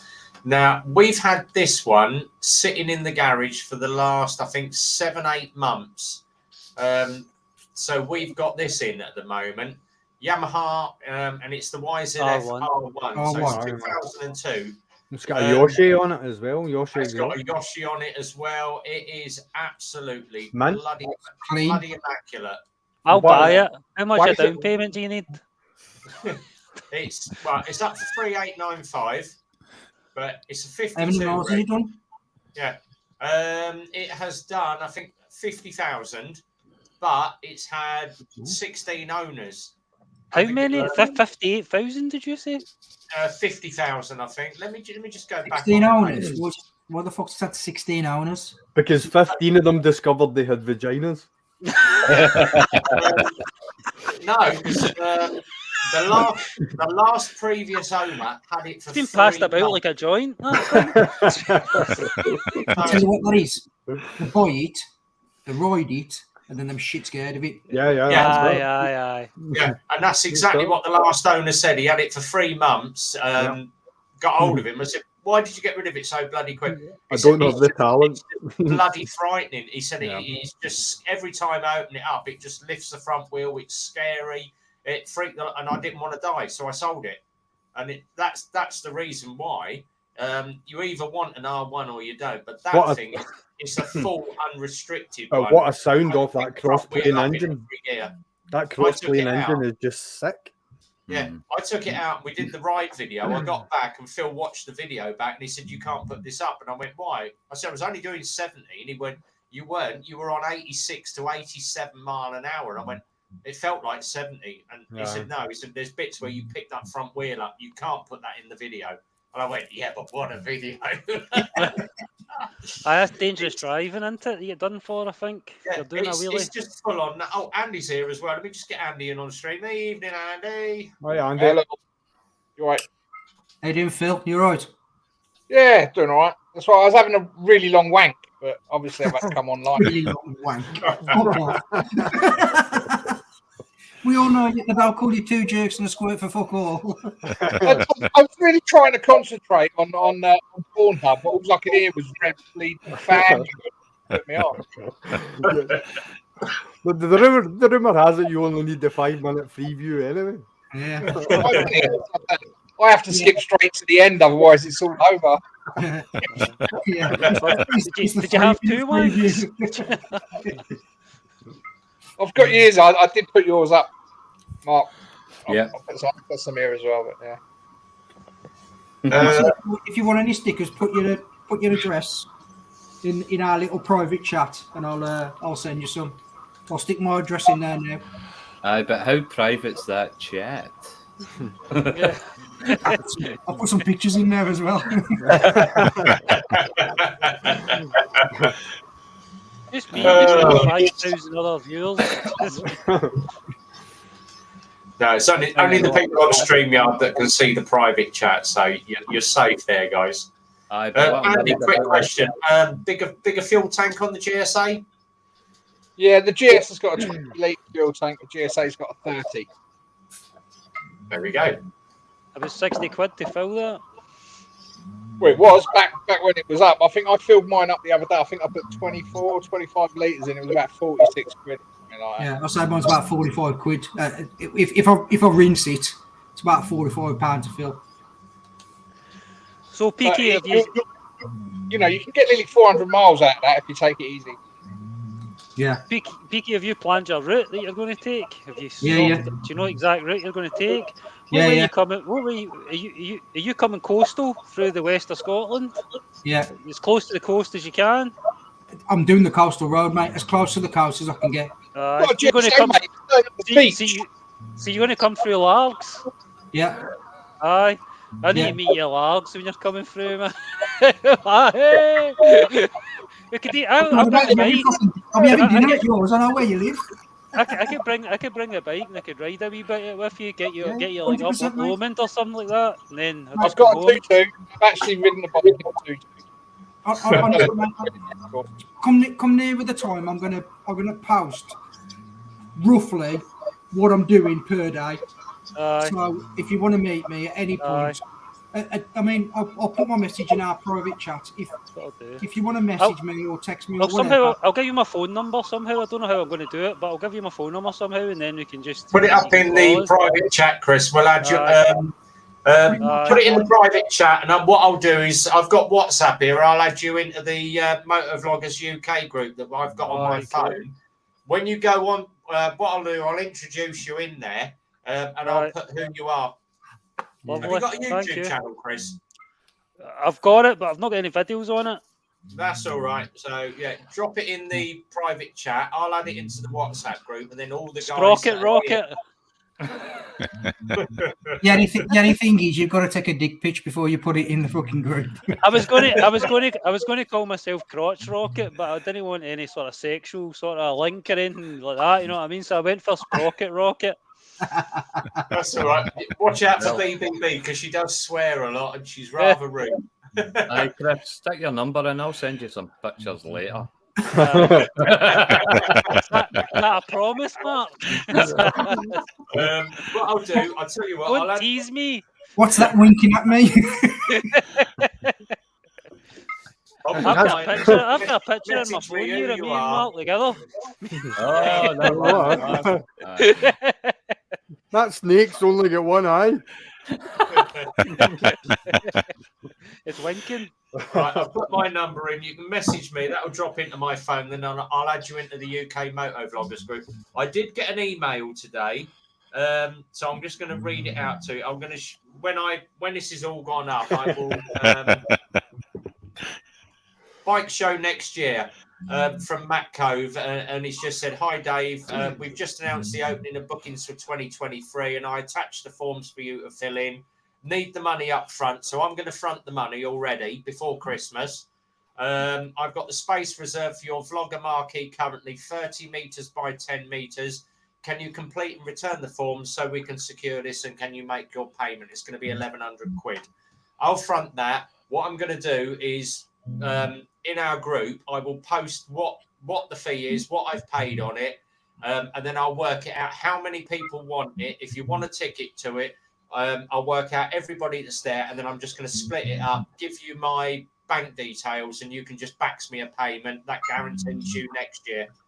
Have they give you a date for it yet? It's going to be the 23rd of July, which is a Sunday, I think. Let me just have a look. I'm sure they said 23rd of July. Yeah, 23rd of July is a Sunday. Do you take monthly payments? Yeah, I'll take. It's going to work out about 50-60 quid per person, and you've got your own stand, you've got your own table, your own little chair. Bring your bike, park it at the back of the stand.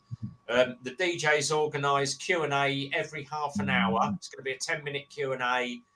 It'll be on starting at 10:30, Q&A all the way through the day at 4 o'clock. So the 23rd of July. 23rd of July.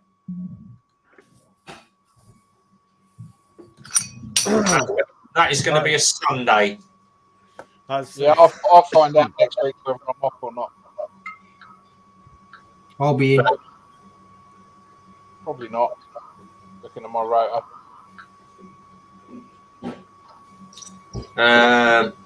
6 year. Let me just double check. It is 23rd of July. It's going to be run with events managed Buckinghamshire Fire and Rescue, Milton Keynes Council, Stadium MK. The show is N1 car park. Show will be open to the public. Blood bikers are going to be there with a percentage of the money donated going to blood bikers. Exhibition area in the Doubletree. He hasn't put a bloody date on it, arsehole. Exhibitor address. Yep. The sooner you can get a date for it, mate, I'll try and work my holidays out. I've just got a promotion in work, so I need Well to. done. Congratulations. Cheers, mate. you can thank Haggis Whisperer because Is he working your work, aye? He's my boss, so Is he? yeah. So basically, I got promotions, but the way my holidays work now, like I can't be off at the same time as my supervisor, so so like I need to know in advance so that we can plan it out. Are you an engineer, Zed? No. I work in Here we are. MK Bike Show returns. Stadium MK, 9th of July. 9th of July. 9th, right? Okay. No, I'm a qualified engineer, Chris, but I don't actually do it. I was an engineer for the company that I work for just now for 16 years, but I basically stepped away from it for personal reasons, and I work in a warehouse now. So basically, that's what I do. I transfer to another factory as well. So aye, good stuff. Happy days, man. So it was good. At a time where everyone's struggling, I got a wee lift, so it was nice. It was a nice surprise this week. It really was. Yeah, 9th of July, 10 a.m. to 4 p.m. There we go, all sorted. 9th. So, right, it's there. I bet that was really interesting for everybody the last 5 minutes because we've all got our fucking heads down. I didn't do that because all you see is a fucking bald spot. I've got you, PK. I can send you some fucking abusive text now. Yeah. That's you, Chris. You're going down the rabbit hole now, mate. Anyway, I hope it goes deep. Very deep. Let me add Chris in. Contact. What have I missed? What's all the phone numbers for? We're all meeting up for a date. You coming? Haggis? Aye. It's instead of throwing the keys into the bowl, Graham. We're having a gangbang. We're having a ball. It's if you want to wank with your eyes closed, just give me a ring. I'm going to put my number up. Oh, here we go. Right, UK Motor Vloggers Group. Add group info. Add a new person. Stuart, can I ask you a quick question? Yes, you can, mate. You're a fan of is it Damali Pass and all that? Yes. Have you ever been to Dalavich? No. Spent the weekend there. Right, you're on the WhatsApp group, Chris. Here's Dave. Whereabouts is it, mate? You go through. You go to Tyndrum and you take a left. Right. Then you go into it's not quite a single track road, and then you hit a single track road. Is that round the side of Loch Pillar? No, Loch. Is it Loch Awe? Oh, right. So is it beyond? Is it as if you're heading towards Oban? Yes. Right. Got you. Aye. Instead of going to Oban, we turned left again. Yeah. And it took us to Dalavich. I was up there in the car with the wife. Went to the schoolhouse. There was 80 of us went. But see the road. Yeah. It's single track road. It's absolutely fantastic. Aye. Well, would be in a bike. I wasn't on the bike, unfortunately. Right, I've just asked everyone in the group, Chris, to post their name. That will come up with their number, and then you can just add them in with their name. I've got your new YouTube channel name on there as well, Chris. Right, cool. Cheers. That's maybe one we could look at in the future, Mark. Aye, Quite- no, cracking road. It looks as if Definitely. it takes you from Loch Awe to Loch Abbey. Yeah. Oh, Yeah. I've got to mention this video. Yeah, Haggis Whisperers Sub Nukes and Coffee video, first class. Yeah, it's bloody amazing, I tell you. Yeah. I've not had a chap in the door yet either. We're recording the fast lane. I'll tell you what, we did. I'm going back to when I was 20s, when I first got married. And my agent said to me, I've got you a disco tour of Scotland. And we did all the we did Kinross, all the different bases all the way round. We ended up in Lossiemouth, top of Scotland. And then we had to drive all the way back to Milton Keynes, 12.5-hour drive with a couple of wagons. I think, is it the A9 or something where you come right down the middle of Scotland? Yeah. Yeah. I'm in an LT35 flat front Volkswagen van, bloody great big thing. My mate's behind me in a Transit, and we've both got caravans on, and all of a sudden my brakes come on. He nudged my caravan. He was like, and we're on the CB. He went, "What are you doing, you daft bastard?" I went, "You should have seen the size of that deer in the middle of the road." And as it walked off, he went, "That ain't a deer, mate. That's a fucking stag." I nearly smacked this stag at 60 mile an hour. Bloody great monster it was with the antlers and Jesus Christ. And he went, "That's normal." Right, Bowser's just Boo Riders in there, Chris. So you'll pick all the boys up now. Hey.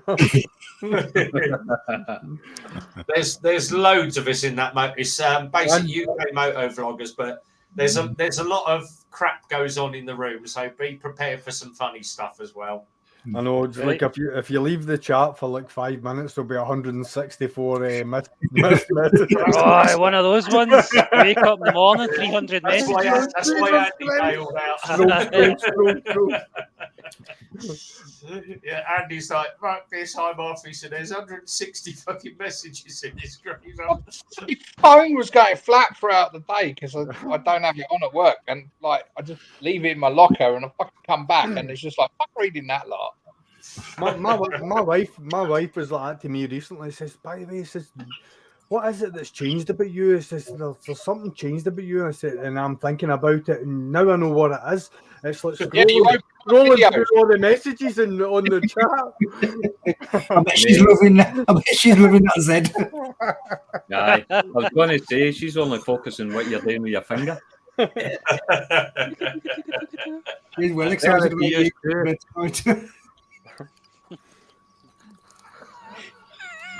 That was good technique there, Mark. That was fucking, you teaches that. You know what you're doing there, by the way. He even had his tongue out and everything. He's done that before. It's where you see BBB and Rhythmic going off on one. Everybody takes the piss out of Rhythmic. He has for the poor bugger. We've called him the Rhythmic pedestrian now. He's got a triumph, didn't he? Yeah, it's sorted now. I used to have. Is it sorted, Andy? Is it? Yeah, I was over there with him today. Darren, his bike started all the clicking sorted. He sorted that out, but the bike started to do a bit of hunting. Darren's took the tank off. Noticed that the rectifier where it connects had actually fused and melted the wires together. Yeah, and there was a few. I think branch bike's been remapped, and part of it they had to block off one of the tubes, and that had come off. But I think it's been sorted now. no. Darren is bloody good at what he does. There was a lot of talk about Grant's actually after a ZZR Gen 1, and I said, "Well, I know man might be selling one." Yeah. But obviously, he wants to know mileage and what you might sell it for and stuff like that. So keep him in mind when it's up for sale. Oh, absolutely. I'd certainly let them know. So what was the clicking at the back then? What? It was they had to change the whole swing arm in the end. The whole back end had to be changed. So it's obviously a common fault on them. But they got lucky. They got one for 75 quid. It weren't bad. That's a good price. Do you know what would be interesting to do? It would be interesting to actually do some non-destructive testing on that rear end to see whether there was something hairline cracked. Yeah, yeah. Do you know what I mean? Because that, Pretty cost more than the rear end to get it done, though. that whole rear hub is going to be out an aluminium casing or something like that, isn't it? It's going to be lightweight anyway. So, like, if there's a hairline crack and it's moving, or the torsion of the back wheel, it's maybe causing the crack to open and close, which you might not see. Like, It's possible. What we on about, is it? You open closed this crack. I think my solution to was best. It was his high heels on the foot pegs. Yeah, Yeah, he actually was trying to impersonate Red Bomb. I think he had a very similar jacket on. No, Grant's actually starts on the button. Mine has to be pushed. Yeah, but it only starts when Simon pushes it. The rest of us just sit there, film you, and laugh our bollocks off. Poor old Simon. He was like, poor old bugger he was. He was puffing like a bastard. It was fun. He was walking up the middle of that road, and that van driver was so patient with him because obviously Simon had his helmet on and he was puffing and panting and couldn't hear the van trying to get round him. And he was just rolling up the middle of the road. Rev, did you leave the lights on or something like that? No, what happened? I normally say to the guys, when you start the bikes up and bring them in, leave them in the workshop, let them run up for 10 minutes to charge the batteries up, because we start them first thing in the morning, because it's 7 o'clock in the morning at the neighbours. I'll take them out, shut them, literally run them out on tick over. As I pull up, I'll shut them off, hit the kill switch and coast up, park the bikes up. Last thing at night, bring the bikes in, run them up for 10 minutes, and they brought my bike in and shut it straight off. And they've done that the last time. Do you remember the last time they did it? Spark plugs. Why don't you put it on an optimizer while it's in the garage? I've run 6 optimizers. I normally have the 2 big Harleys on the 2 optimizers, because them things, when they crank over, that Harley, the black one, you literally turn it over and it's got open pipes on it, and it's bloody horrendous when it starts. It blows your ears off. But if I had the money, if I had the 11 grand, I would have that black Harley in an instant. It is gorgeous. There's too much chrome on it. If it was all black, I got that. You've got the blue one, that's got all the chrome on it. The black one is just pure black. The whole bike is just pure black.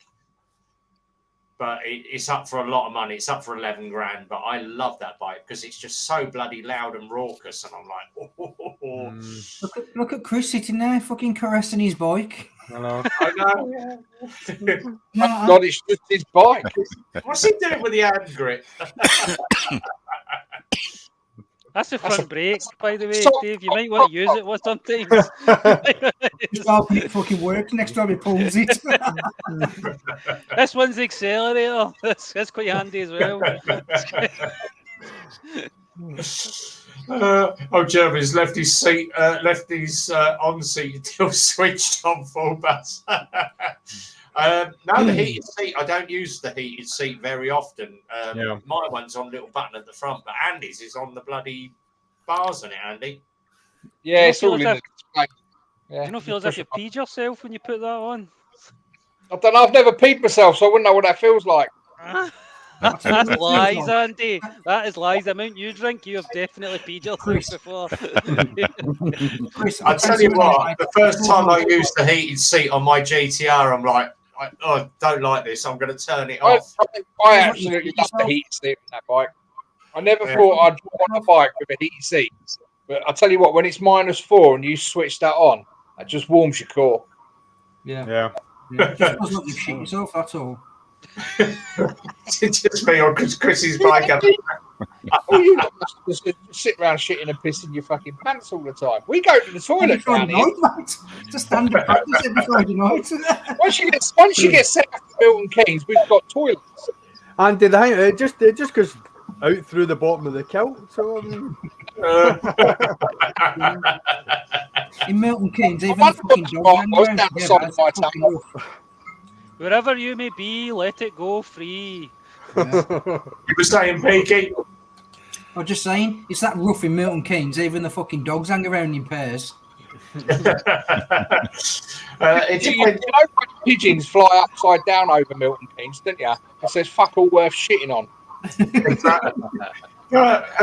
There was one. You've got oh god, when Milton Keynes first started, you had Bletchley and you had what was called the Lakes Estate.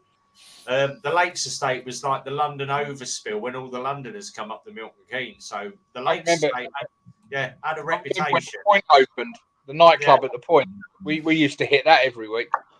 Yeah. And then you had you had Neverfield. What's the other one? Fishermead, didn't you? Neverfield's a rough old place. Yeah. Fishermead's the rough one at the moment because they tend to bring all the overseas visitors, as we call them. We can't say Euro pikeys. Yeah. What's the name? What's the name of the fucking? What's the name of the club where all the women and blokes can piss in the same toilets? I can't remember the fucking name. Pink Punters. Yeah. That is Pink Punters is about a mile from my house. Ecliptic's doorstep. That is. Yeah. It's fucking strange in there. But I'm literally between Milton Keynes. We're still classed as Milton Keynes, but I'm between Milton Keynes and Lake Buzz, a place called Little Brick Hill. Yeah, so Little Brick Hill. I know Little Brick Hill. Nice little village in the middle of nowhere. Posh houses. Chris Eubanks used to live a mile down the road with Sharon Davis, and they're in Stockgrove. There's only one good thing about Milton Keynes, and that's all. Most of the main roads through Milton Keynes are all 70 mile an hour. You can absolutely bin it around that place. Well, yeah. Well, you'll know if you watch the videos, me going down the dual carriageways all the time, and everyone's like, "Oh, you shouldn't be doing 40 on a dual carriageway." Every road in Milton Keynes is a 70 mile an hour road. Most of the nationals till you turn into the States. Pink Punters sounds like the type of place if you dropped a fiver, you'd kick it out the door before you fucking picked it up. I'll tell you what. If you drop a fiver, you fucking leave it. Leave it. Apparently, lasses and leave. I took one of my mates down to Pink Punters because I know the DJ in there, Ricky. And I still do my DJ updates, but I chuck them on a USB drive now. So I took him a USB down, and my mate went, "I've never been to Pink's. Can I come?" And I went, "Yeah, well, I'm going to see my mate in the Dungeon Bar, which is the underground bar." Yeah. So I'm sat there. There's this blonde in there, white dress, whacking great tits on her. And I'm sitting at the bar, and the barber went to me. He went, "What are you drinking?" I went, "Oh, I'll have a Doom Bar, as always, Doom Bar or a glass of wine." So I'm sitting there at the Doom Bar. This blonde sits next to me and starts holding me out. "How you doing, Dave?" Yeah, good, darling. How are you? You all right? Yeah. "I haven't seen you for ages." My mate's like, "Fucking hell, is she single?" I went, "Yeah." "How big are her tits?" And I went, 38D, mate. And he went, "Fucking hell. And she's single?" And I went, "Yeah, she loves all the blokes in here. Fucking, can I get a date with that?" And I went, "You don't want to date Twiggy." And he went, "Why is that?" I went, "Twiggy, it's my mate Darren." And she went, "All right, introduce yourself." "Hello, darling. Nice to meet you." I went, "No, introduce yourself properly." "Hello, mate. How you doing?" It looks and feels and tastes like a woman. Yeah. He said to me, he went, "I didn't realise it's a bloke." And I went, "She's part way through, but she's known as a she. She's waiting to have the operation." And he went, "Yeah." I said, "But you wouldn't want to date her." I went, "Why is that?" I went, "Because his dick's probably bigger than yours." He returns the favour. It is. It's like the blue oyster in there. You drop your wallet and you kick it to the car park. I was thinking that tune there as well. You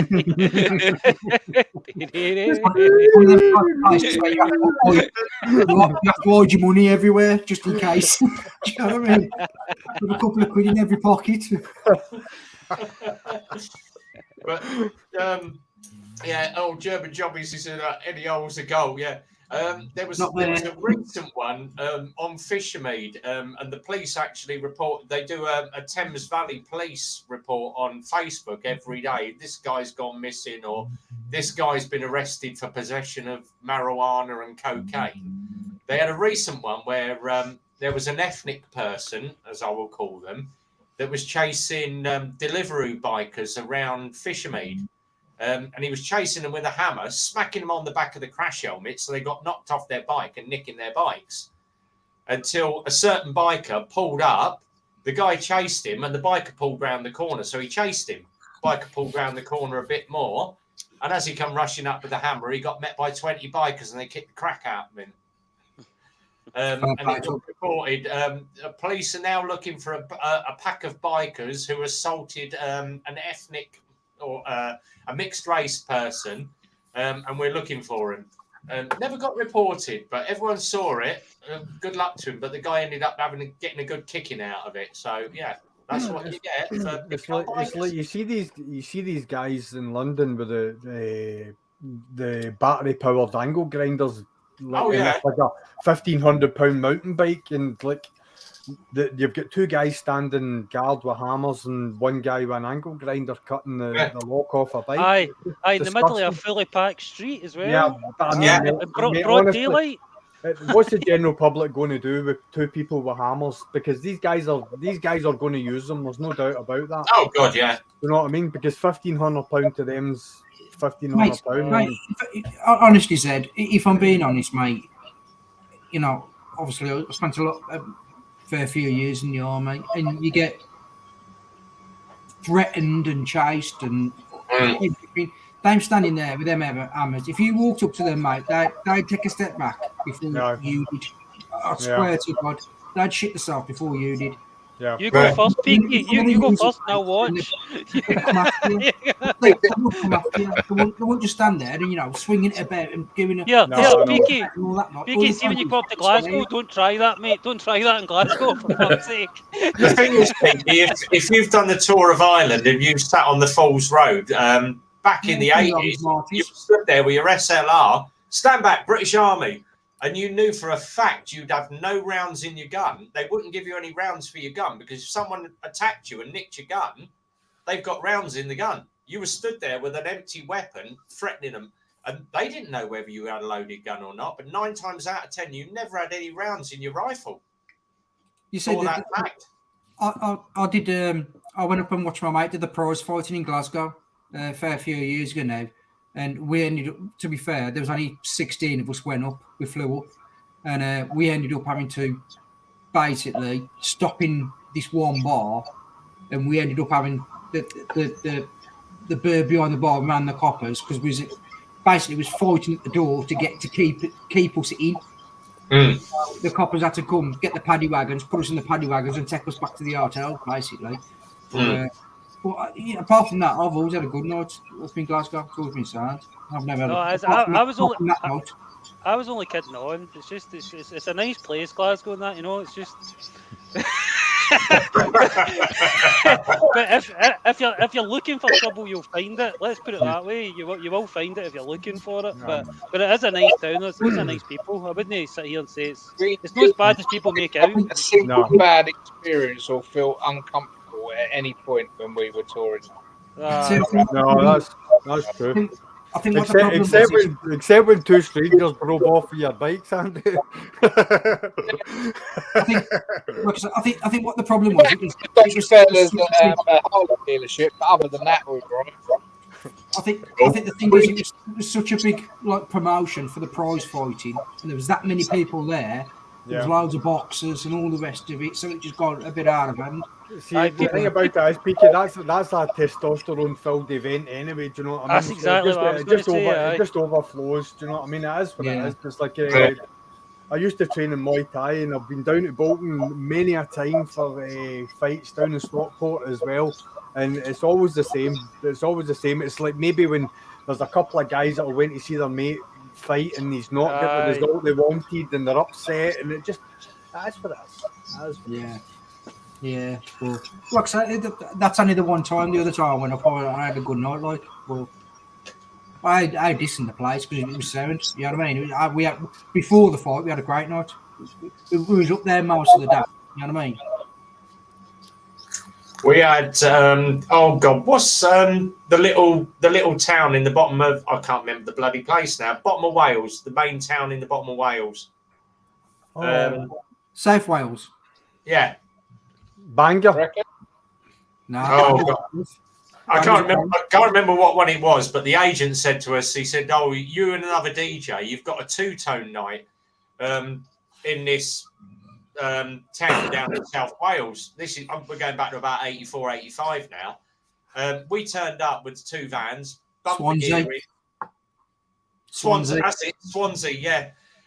We turned up at Swansea, and we set up in this youth club. So we're doing this two-tone disco. We're playing like Madness, a lot of ska, Bad Manners and all that.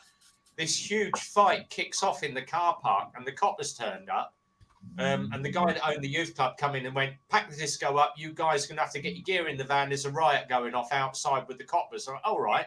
Next thing we know is about 40 skinheads. Do you want a hand with put your gear in the van? Yeah, all right. Boom. We literally it took us half an hour normally to unload and load our vans. We did it in 10 minutes. And the youth club leader, and he went, quick, get your vans out the car park. Why is that? He said, the skinheads are going to make way for you to get out. We got out the car park. We parked up the road to watch all these skinheads overturning 2 cop cars and setting them alight. And they didn't touch us because we played good music. We're like, Jesus. We said to the agent, went, oh, you're back in the youth club in 2 weeks' time. No, don't want to do it. That's like the Orange Marches, mate. Once you've done them once, yeah, mate, you might want to go back and do them again.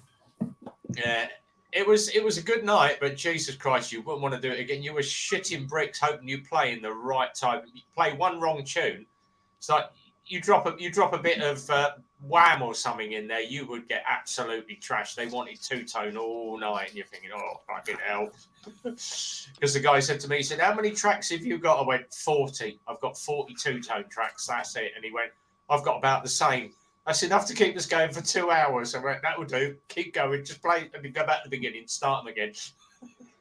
Guys, I'm going to shoot off. I'm working tomorrow. Looks Cheers like for Christmas coming fell in, asleep. Man, just resting, chilling. Good to see you all, and I'll jump back on next week as well, Rev. Yeah. Brilliant. Cheers, Mark. Cheers, Thanks for Mark. coming in, All the mate. best, Have a Mark. good Yeah, mate. Mate, Take once care, you, pal. Make sure you post that route you're going to do. 100%. Like I say, once it gets a bit closer, I'll like I say, I'm going to put not timings, but I'm going to put like I'm looking to be here at this time, looking to be here at that time, and then my end point. So if my end point or I'm around there, Yeah. just honestly, mate, just my phone number's on our little private chat. Just Yeah, take got that it. there, message me, and like I say, it'd be brilliant if we could just meet up or. No, I've been I'm just definitely. so glad I live in Lab. Definitely, I'll join you for some of the journey. I'll book Aye. something in advance because I never Same. got to see Andy when he came up. So definitely, I'll get involved with that. With you, mate. We'll get Andy, let's get Andy up to Wild Bad 23 and he can do a hotel or something. Yep, sounds like a If plan. you ain't paying, me and Andy will share a room. I don't think my missus would like that.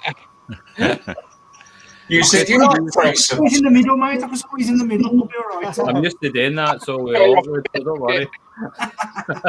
I mean, oh, sorry, Peker. I thought that was the wife. Hey, I'm happy for a bit of ginger minge. Like, I can use my 2 fingers.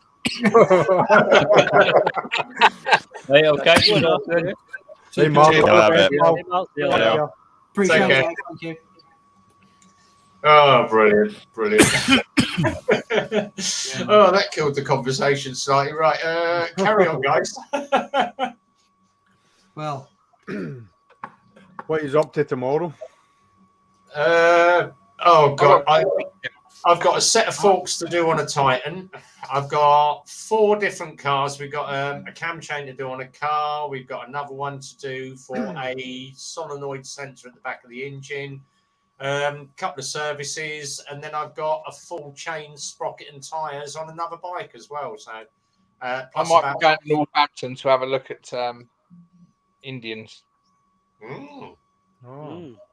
Native I'm, Americans or bikes? yeah, If you see a Right, decent price BMWs, Andy, let me know. Or Middle Eastern. a TV. if any of you guys not down south, but any further back than Coventry, we meeting at somewhere called Itchington Cafe, which is, I'll give you the postcode now, which is CV479QZ. It's a little cafe on the Southam Road, Long Itching. So that's where I'll be there tomorrow from about 10:30. I'm going for breakfast. I'm meeting Marcus and a couple of the lads that I go touring with.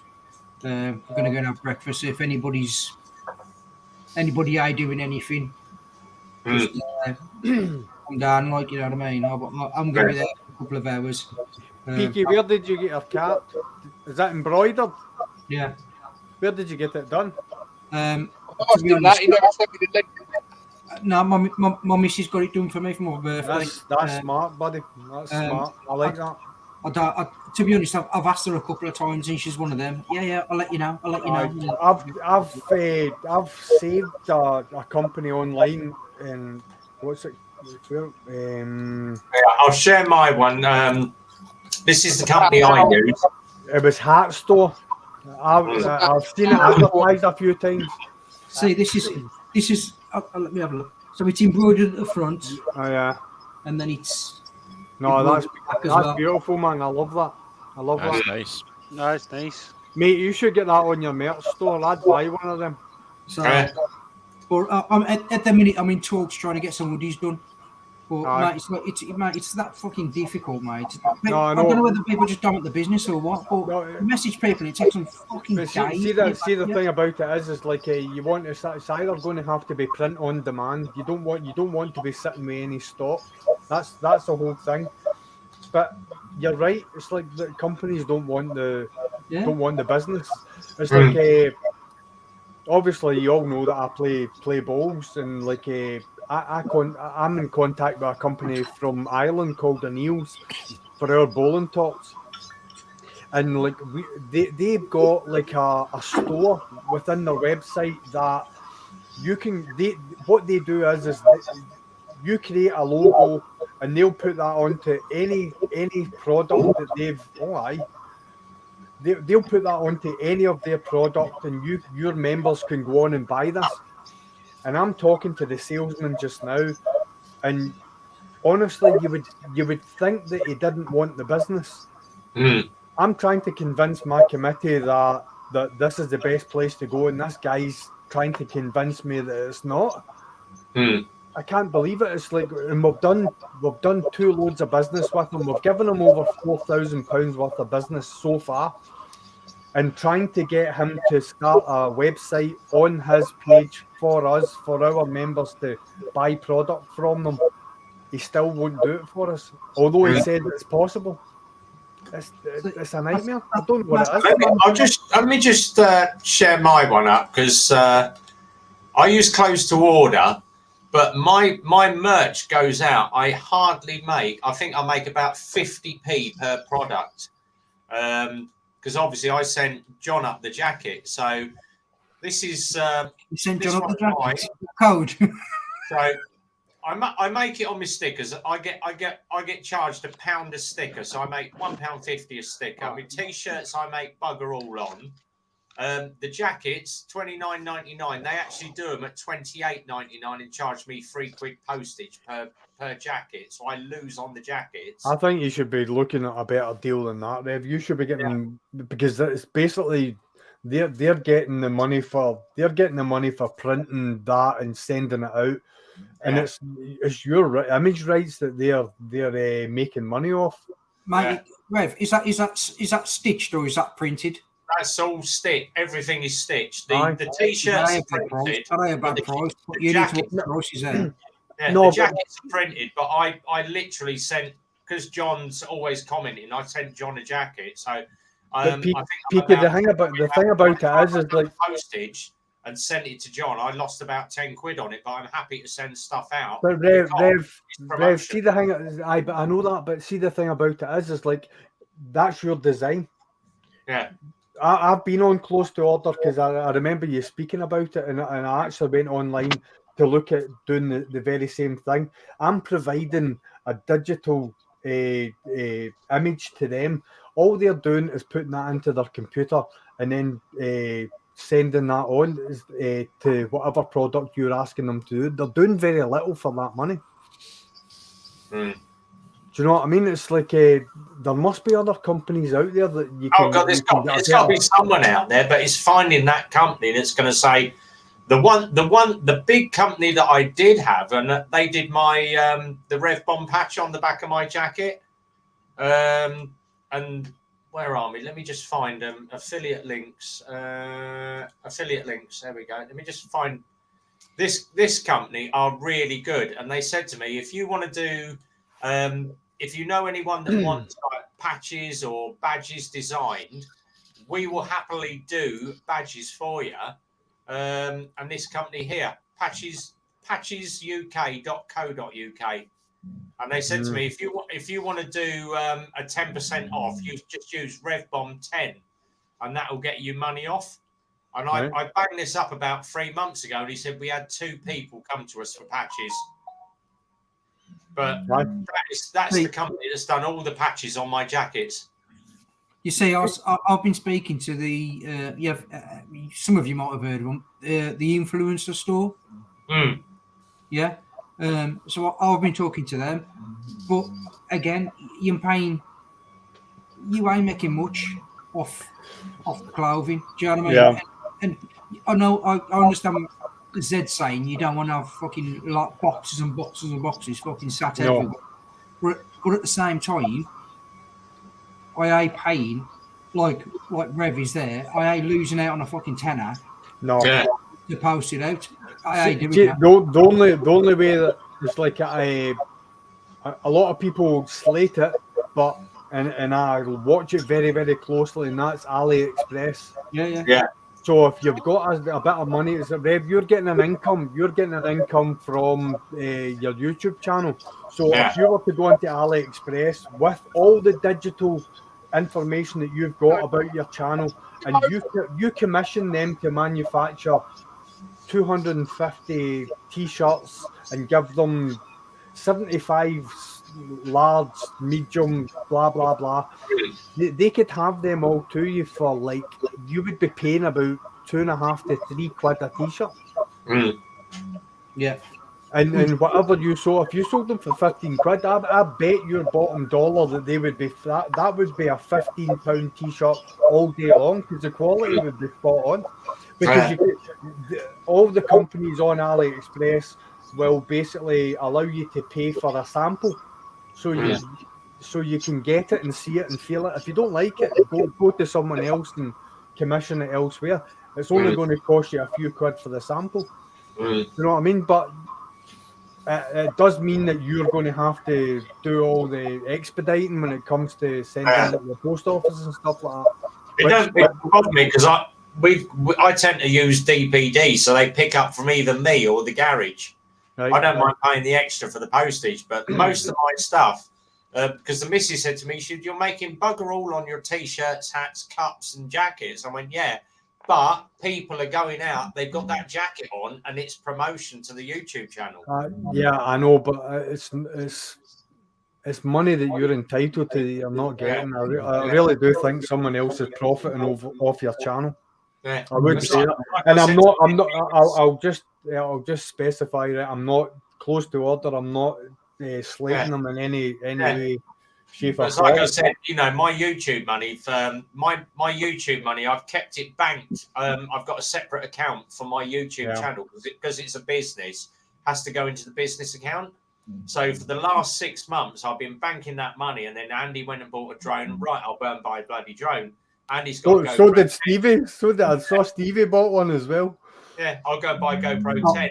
Andy went up with the road mics. Right, so I've used all my money. I'm now banking my money, but I've said to Peaky for the next 2 to 3 months, my YouTube money is going to go in the bank. Come end of November, beginning of December, I'm just going to give Peaky the money. I don't need the money because I make good money at the garage. I'm quite happy banging videos up and just getting people watching my shit. I'm not into YouTube for the money. I just like what I do. It's fun for me.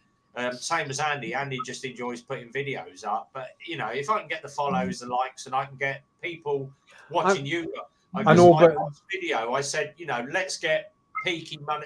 Let's get more money for Peaky. Let's see if we can get Stu to 1,000 subscribers before Christmas. I know what happened there. Still at 400 and no, I'm only kidding. 430. I just like promoting other people. I got Simon to 1,000. He's monetized now. I want to see how he get up there. I want to see you get up there. Let's get Peaky up there as well. I'm quite happy promoting other channels. I'm not in it for the money. Rev, can I, obviously this is Graham Haggis Whisperer's first time on the live stream. Have you put the channel link up in the? Oh yes, let's get Graham up because people watch this on the rerun. So can I just say? I've already subscribed. Can I just say? Yeah. I'm up for money and the and the subscribers. That's all I'm here for.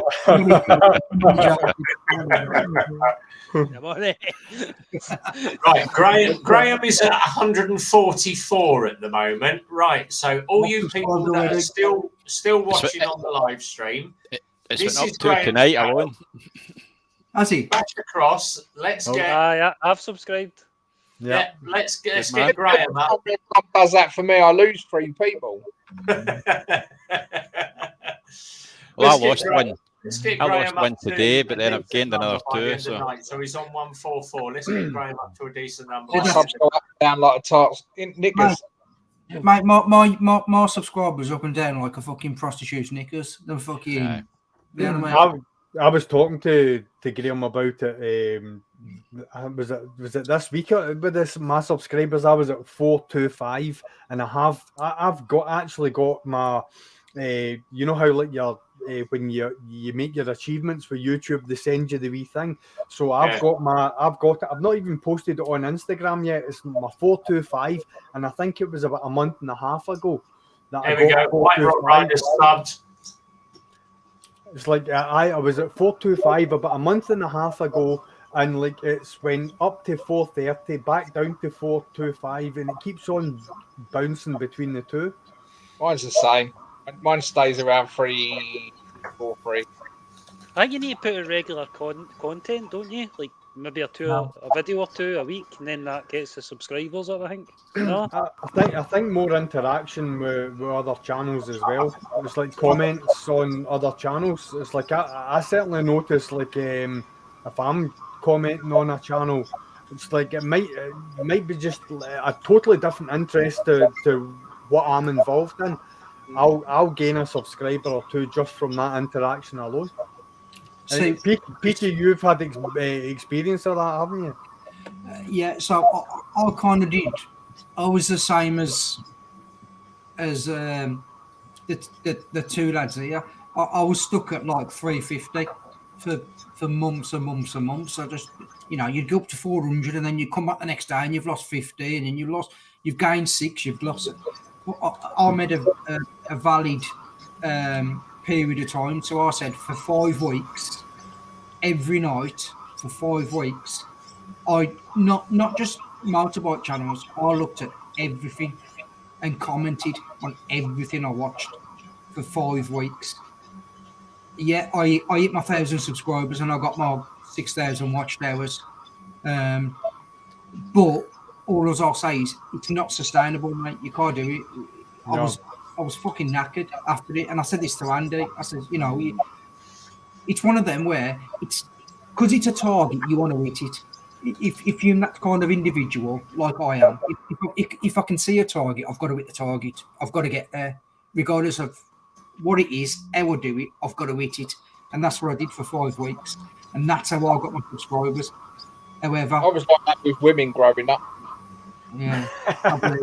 Hang on a minute. I subscribed to German Jobbies over 5 weeks ago, and it's taken me off. That's not on. You see, you subscribed to German Jobbies and it's pulled you off. What's that? What kind of channel is that? Where is that? I want to subscribe. Resubscribe. I've resubscribed again now. Maybe you get pulled off again. Makes a change. Not often you get pulled off by a German, is it? You usually fall off. Pink house. Ja, das ist sehr gut. Ja, ja. Nah, Chris, all I'm saying is, mate, honestly, just don't look. You're better off, mate. Just don't take any interest in the fucking subscribers, mate. Aye. I've I not use got any. I've Hard not got work. any aspirations of competing with Mr. Beast or anything like that. I use a free app called vidIQ that tells you what tags to use and things like that.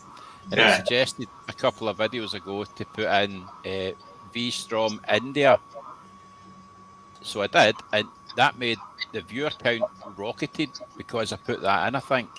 Yeah. I don't know if the V-Strom's popular in India or, I you know, see. but See, only if you 10%. If you put, Only- sorry, Chris, let me just jump in a sec. Aye. If you put hashtags in, so if you put hashtags of different countries in your video, so in your description, if you put different hashtags in for different countries, yeah, if as soon as they put a country in, so if they put, for example, like sometimes I'll watch a channel on, I might type in, I don't know, motorbike tours of Wales, for example.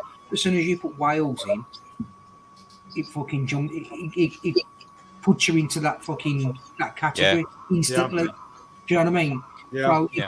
you know what I mean. You got to put your name in, your bike in, your area. Yeah. I was talking to Mark and I was talking to Lockwood about, obviously everyone knows about VPNs. So basically, if I'm switching my computer on, I can basically set up a protocol that I can tell my computer that I'm in America. or something. Aye. So then if I upload, once I do that, I log into my YouTube account and then upload. YouTube then thinks that I'm in America. I'm going to do that, and it's going to be interesting to see how many people view my video, because it's YouTube America that's going to be promoting my video and not YouTube UK. Yeah. I'll be interesting to find out the numbers with that, Zed, to be honest, because I can't promise my boobs aren't going to be out at some point during the video, but I mean that's besides the point. but Zed, it'd be interesting to see if your viewer count goes up. Yeah. Right, see, only 10% of the world speaks English, right? Is English speaking. So see if you bring your channel out in multiple languages. Fucking 90%. That ain't even fucking 4 out of 5 of us here. You could have it subtitled, you know what I mean? I've just checked because normally if my normal videos are good. As soon as I go on the live streams, I either get yellows or reds. I've just checked the one for tonight and I've gone red again. So someone's mentioned either the C word or someone said fuck half a dozen times. I apologise. I have been on the room since 4:30. I apologise. I think you're actually getting strike for the word mucker. Yeah, it might be. Yeah, so I think it might give a shit. So YouTube, fuck you, you cunts. Rev, I think it actually the word might be Lex Moto. Yeah. Oh, right, might be, yeah. Well, Chris, what you said about the different languages, do you know? My son absolutely can't get enough of Mr. Beast. Watches all his videos and whatever. Aye. Do you That's know where I got that from. Aye. So he produces all his videos like in all different languages and all different platforms. Aye. He's totally diversified, and that's how he is. He basically And is Mr. Mr. YouTube. Aye. And that's what he did, because what he did was hired a company to recreate all his videos in all the different languages and put it out on all the platforms. So he's actually got voice actors that are overdubbing all his content and whatever. Yeah. Amazing. Zed, I heard about that the other week. That he actually gets, like you said, he gets people to voice over what he says, and you got like Japanese, Indian, Chinese, so Korean, The thing about what I'm going to do is I'm going to get Andy to overdub into English for all my videos and see if I can get any more subscribers. Yes, a great idea. So people can understand what I'm saying. See if you can actually reach out to the rest of your island. Reach out to the rest of the United Kingdom. Aye. Now, Just scrolling back through the comments, the ones that have got blocked. Here we are.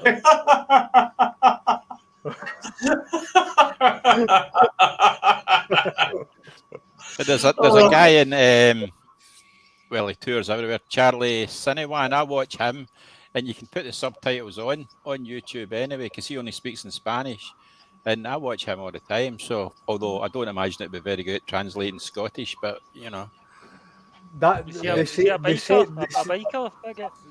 it's an adventure biker guy. Aye. but they say that see if you're producing a video on YouTube, if you set it up to actually translate into subtitles, that helps because the algorithm likes that because of the content. Yeah. They're diversifying. Mate, I've watched my videos back with the subtitles on, and it makes no fucking sense. I know. That was what to say. I know. But see, to be quite fair, PK, see half the time I'm saying my content, I don't understand it either. Oh, there's one of the YouTube comments. I can't remember who said it, but someone said about doing a naked motor vlogger calendar. I've already got that in the pipeline. So what we're going to do is basically put your pants on, but stand behind your bike in a pair of pants. Oh no!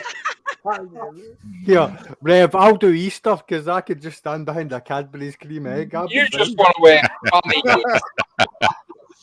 But what an idea! If we could do something like that and do it for Scotty's Little Soldiers, bang out a Christmas calendar. This is a big Rev. I think a spray tan. No. we only need 12 of us to do a calendar. It's like Jesus Christ. I'm up for that. Listen, I would do it. I would I do bet it. you Zed's get some bikini line on him, man. Oh, mate, honestly. Okay. That Do you want to see my pubes? You're gonna have to give me like a couple of months long. You have to give me a couple of months now to just lose a bit of fucking timber. I know. Yeah, everyone about dusting the old ab machines off. do the naked calendar. Which way's the beach? Go a bit OTT. Can I get a salad with my Scottish breakfast tomorrow, sweetheart? You'll film Monty and wrap yourself in cling film and all this. You'll get Missenden Flyer come along and he's like, oh, can I do naked calendar with you? No, this is for guys with cocks, not cunts. Yeah. This is for blokes, not fucking she-he's. Yeah. I actually sent him a parcel. I sent him some Vagisil. Yeah. They say it's a bit irritating cunts, don't they? I shit in a box and sent him it.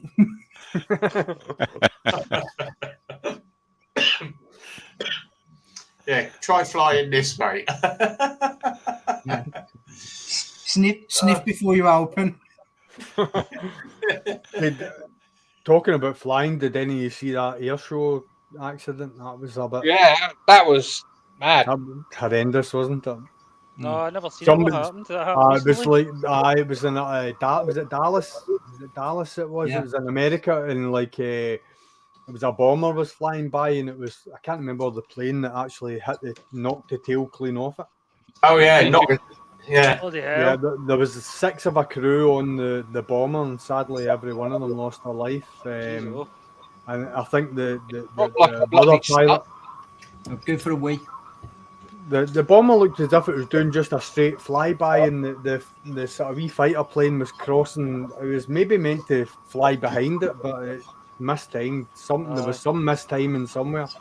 I see those air shows. See when it goes wrong big time. It's Yeah, I've seen can some you of the remember- accidents. Can you remember the Air France one with the Airbus? Was it Oh Jesus Christ! Yeah, that was bad. It never reached. It did a low pass down the runway and then tried to take off, and it hit the trees at the end of the runway and just basically careered into them. It was horrendous. It just never got any lift. I don't know what the outcome of it was, but it was just horrific. Horrific. But that one was bad last week. I mean, it was terrible. Because I mean that crew, the crew in the bomber, that was a 6-man crew or 6-person crew. They'd been together in a load of displays for a number of years. You know, they were a team in themselves, traveling from air show to air show. You know, so like they were well known within the air show community. So it was quite a tough one for them to take. That was. There was there was another one on YouTube. If you actually Google air crash, I think it's air crash removal, and they had a private pilot that had actually flown into the side of the mountain, and the police had been out and said we can't recover the body because it's 1,200 feet up, and it was a light plane that crashed in. These guys actually walked up the mountain. They walked 1,200. 6 of them walked 1,200 foot up the mountain. They got a helicopter in to remove the plane, and managed to get his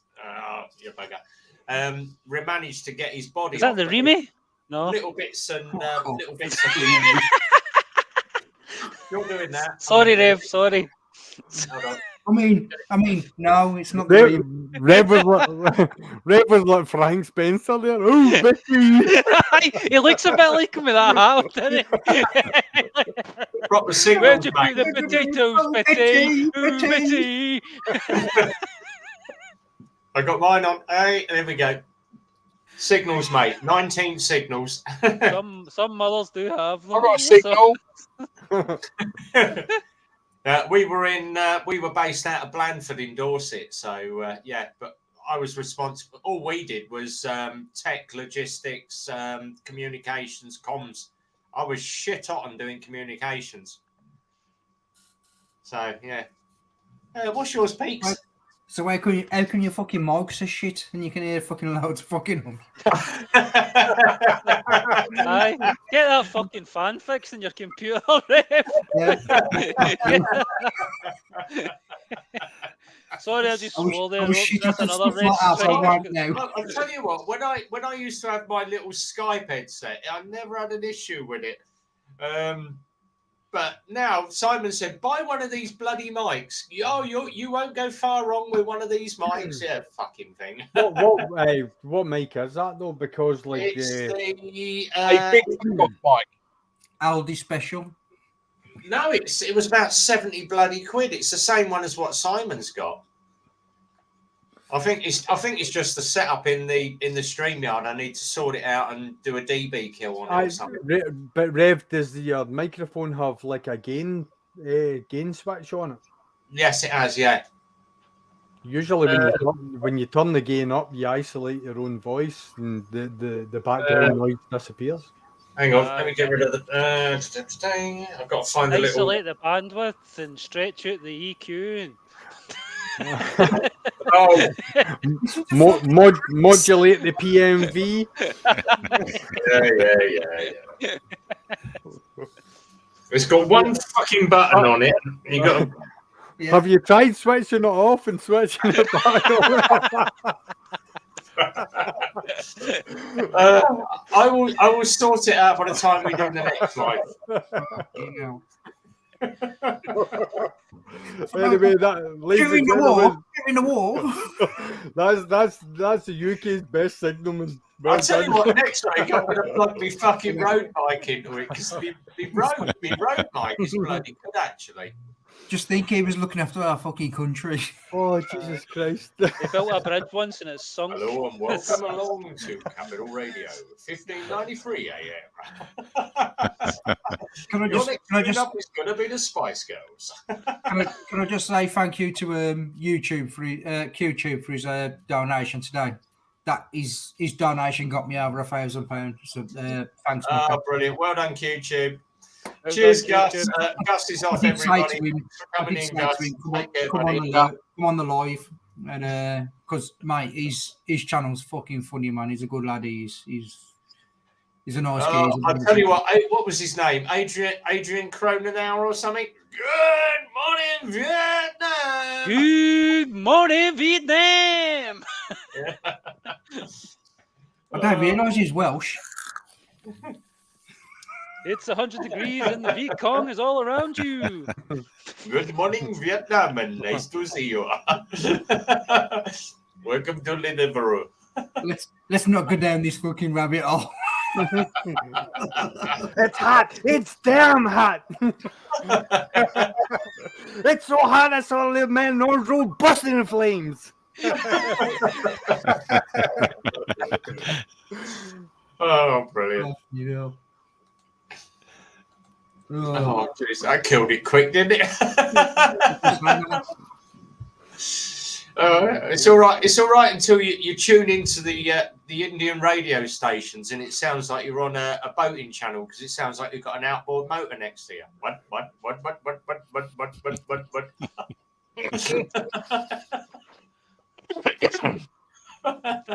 That's you, well, Red Strike. That's it. That's your channel finished, son. Channel's going to go blank now. To be quite honest, I think that's a brown stripe.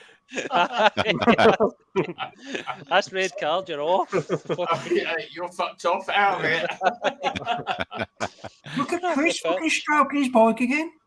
I can't help it. Oh, Jesus Christ, the watch counts. We were at 19, we've gone down to 12 now. That's half the Indian. That's half the Indian got off. That was a bit ginger purr, wasn't it, Andy?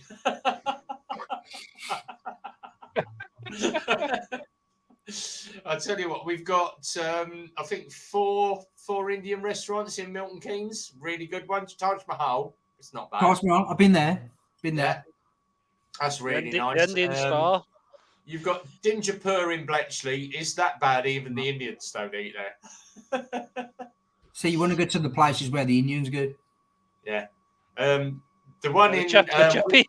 the chippy. They go with the Chinese.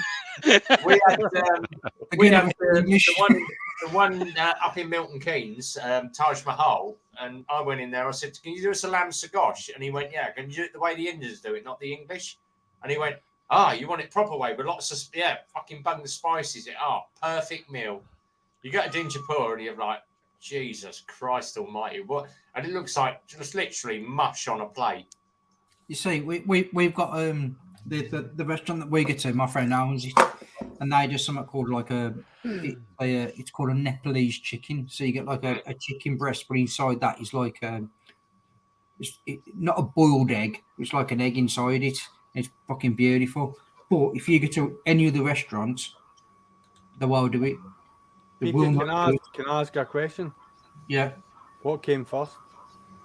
It's obviously the egg. Obviously the egg. Sorry, pal. I can't answer that. Go on. Right, let's just share up. I'm just going to share up another channel. This guy's on 377. QTube Adventures. If you haven't seen his channel, go and jump up on QTube, guys. There we go. Yeah. Channel link is up for you. QTube Adventure. It's got some bloody cracking stuff on there. Yeah, It's funny. He's a funny lad. He's proper. I'll tell you what, the one with the he's got the 20-year-old Honda Pan European, but that bloody Ducati Monster versus the 20. He does the Ducati Monster versus the MT-09. Bloody hell, that's a video and a half. And he's H2. Whoa. Yeah. If you want to see someone doing some decent stuff, go and look at QTube stuff. It's really, really good. Mate, to be fair, I mean, he's only probably 40 minutes away from my house. But, mate, I'm really shocked at how little subscribers he's got because he's got a really good channel there, to be fair. He's got good content. All the best channels on YouTube only have 300 subs, mate. Anyone above that, what I might do, starting from next week, I might start doing a push on my channel and just one a day and just sub this channel on my Red Bomb page. Just make sure you do mine for a week, all right? Yeah, right. Mine for a month, Rev. I did one at Christmas, and I linked in every channel, and everybody started going through the roof. So I think it's time to just bang up another one of me just doing an intro. Right, guys, this is. How do you get the link? Do you copy the URL for your YouTube? I just go straight on a YouTube, copy the Well, URL. get you, Chris, for the URLs. What's your channel, Chris? It's Sprocket Rocket. Yeah, I've got a sticker idea for you, pal. Put it on our. Listen. Copy and paste the link and put it on our private chat. It's still in the very, very, very early development stages, right? So over the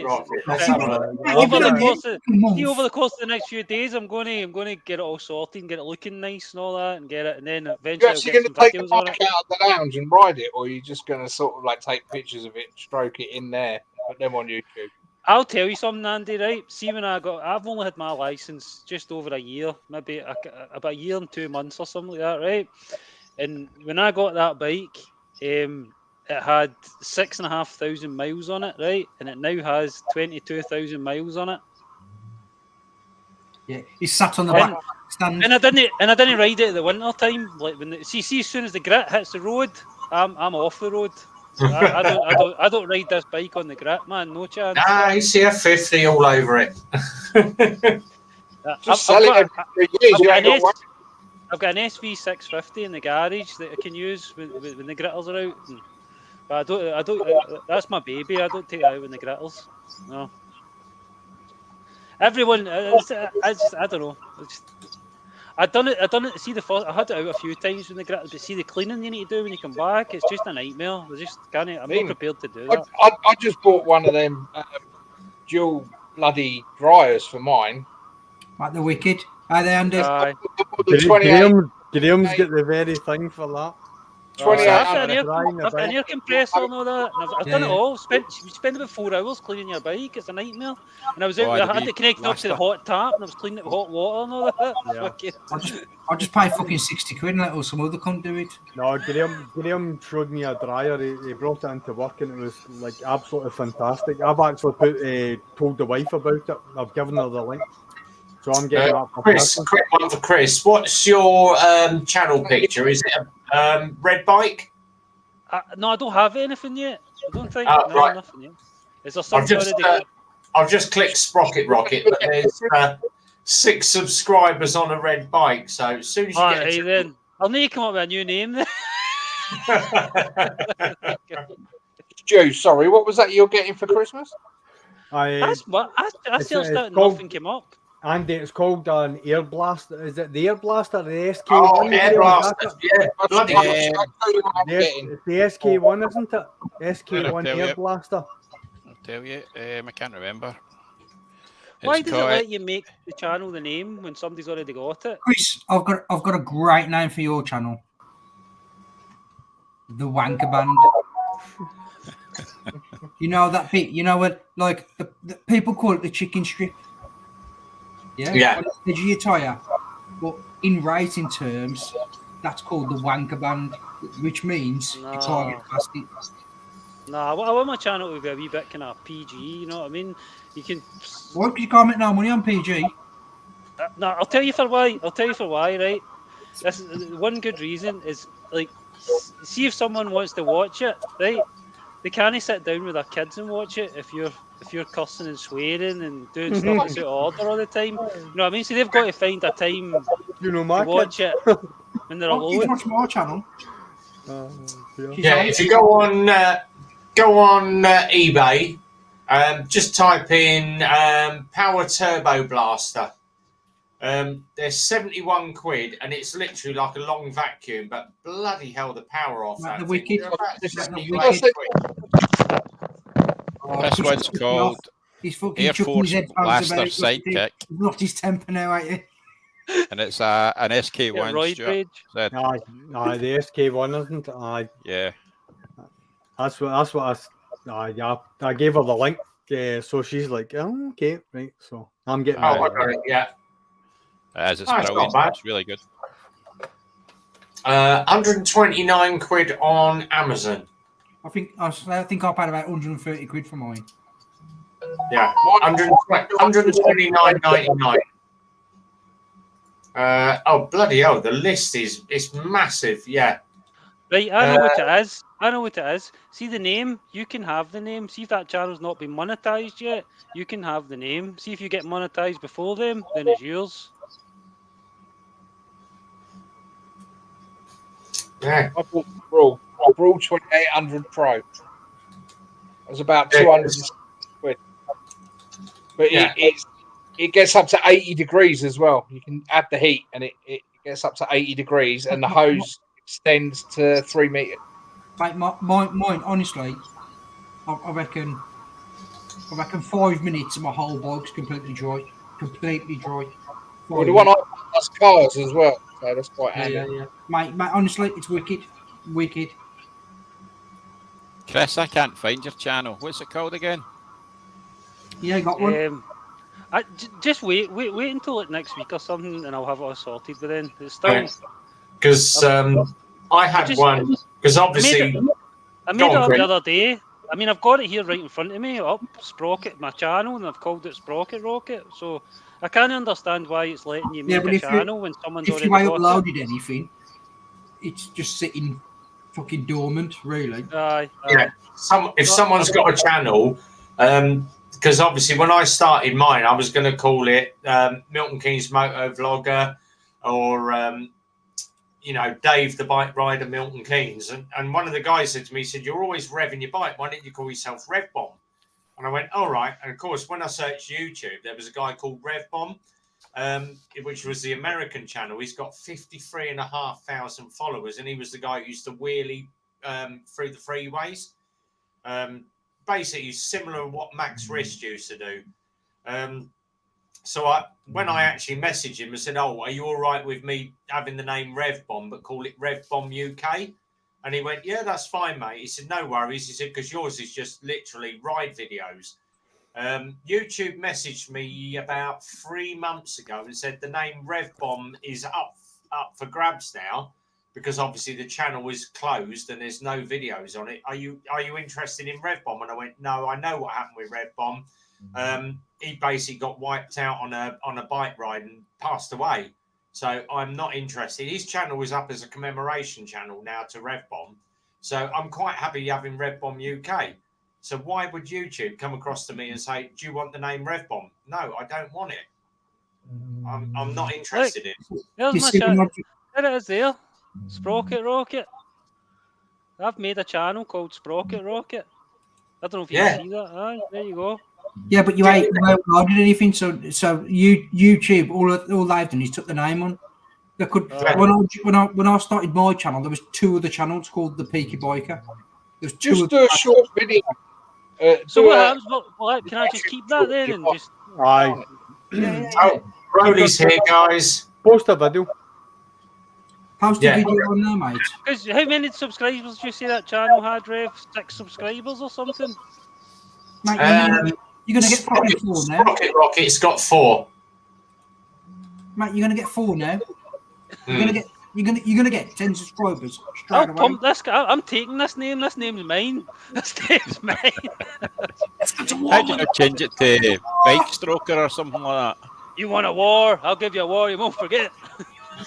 Yeah, if you actually check out, because Rev Bomb, obviously the American Rev Bomb did a picture of a bomb and called it Rev over the top, so he's trademarked as Rev Bomb. But what did you say there, Graham? Sorry, change it to. How do you not change your name to Bike Stroker or something like that? Because you're always sitting there stroking it. I don't want anything fucking sexual or anything. Hello, John. So you admit it is sexual when you're stroking your bike? Oh, absolutely, 100%. Right. Yeah. Chris, put the link in the Motor Vloggers track group. Then we can all sub. Yeah, just drop as soon as you're done. Drop it in the WhatsApp group, Chris, and we'll all jump on it. The man's here. There's only one will die hard. The man himself, JDM. Like I say, Chris, when I started my channel, mate, there was 3 channels called the Peaky Biker. There was 3 channels. Aye. I started Aye. my channel, the Peaky Boy. I'm keeping that. This is mine. This is mine. This is my name, Oh, man. definitely. I'm going to water it. Originally, it was the Peaky Biker, and then I ended up having to put numbers on the end of it. But during time, they've just fell along the wayside. So right now, I am the Peaky Biker, if that makes sense. Give me a wee minute. I'm going to have to go and talk to my technical team here. Hey, Chris, have you ever thought of doing Chris the Sprocket? No. Rocket. Sprocket. It's Rocket. This is my channel now, right? This is my name. This is it. The thing is, if you actually Google anybody's name, so if basically if I go into Google, I'm going to just do Andy BSA Tractor. Give me 2 minutes. It comes straight up with Andy's YouTube channel and his Facebook as well. So it's all about One Broken Labrador. Believe it or not, the first thing that pops up is One Broken Labrador. You want to check that out? That's funny. It's hilarious, isn't it? Bikes, Birds, and the Super Sausage. Just me being me. Final trip to Yarmouth. Those deadbeat cats. And then his latest one, it's on another channel, foodchi.com, Super Sausage Run Wet Day and the Bike Goes to Warp. Zoom info, GSA auctions, but that's about it. But it's all about how you bang out the hashtags and the links. So if I basically just type in YouTube RevBomb, let me just share this up on the screen. I'll teach you guys something. How about there we go, Google search. So Google search. There we go. If I put in RevBomb, just literally the word RevBomb, first thing that comes up is my website, and then you get other stuff, other people doing Rev Bombs, but ACF 50, Super Sausage, Lex Moto Soul, Facebook, how does one Rev Bomb? Rev Bomb t-shirts for sale, my Twitter account, and my Instagram account, because I'm hashtagging the shit out. But if I go to this website shirt, or website for shirts, Rev Bomb, there's all your Rev Bombs, and that's just Quora. So basically, Redbubble, Quora, and that just pops up. But it's all about bashing out hashtags. You've got to hash out those hashtags all the time just to get the content. So that's how it works. JDM, I've sent forward new stickers. Oh, brilliant. That's a fucking lie. Yeah. I'm never off that bastard group. I fucking sit on my phone all day at work, grafting on my phone, obviously. Replying. Zed, are you awake? Mate, I'm making Chris a logo right now. Beaky, I did this with you with your letter. Live on a stream. That's what I'm doing now. I've had an idea. It's like one of the things I need to. The thing is, got it sorted. I'm not going to message me after fucking 6 o'clock. So I've had a beer by then, mate. I'm half a bottle. I'm literally one glass off of a whole bottle of Merlot here. So I've had about 4 rums. So I've had one of them. Right, so he's ready. I'm going to put this in the chat just now. One of them. Internal chat or normal chat? In the chat. Chat. Peaky's got his address in the group. Right, yeah. Yeah, man. I'll put my address in the group. If you want to send me anything, just fucking send it. The thing is, I went up Super Sausage. Peaky sent me a shitload of, I think you sent me about 10, Peaky. Yeah. First week there, have a Peaky sticker. We had a woman turn up at Super Sausage last Sunday just gone, when we did the memorial ride. Yeah.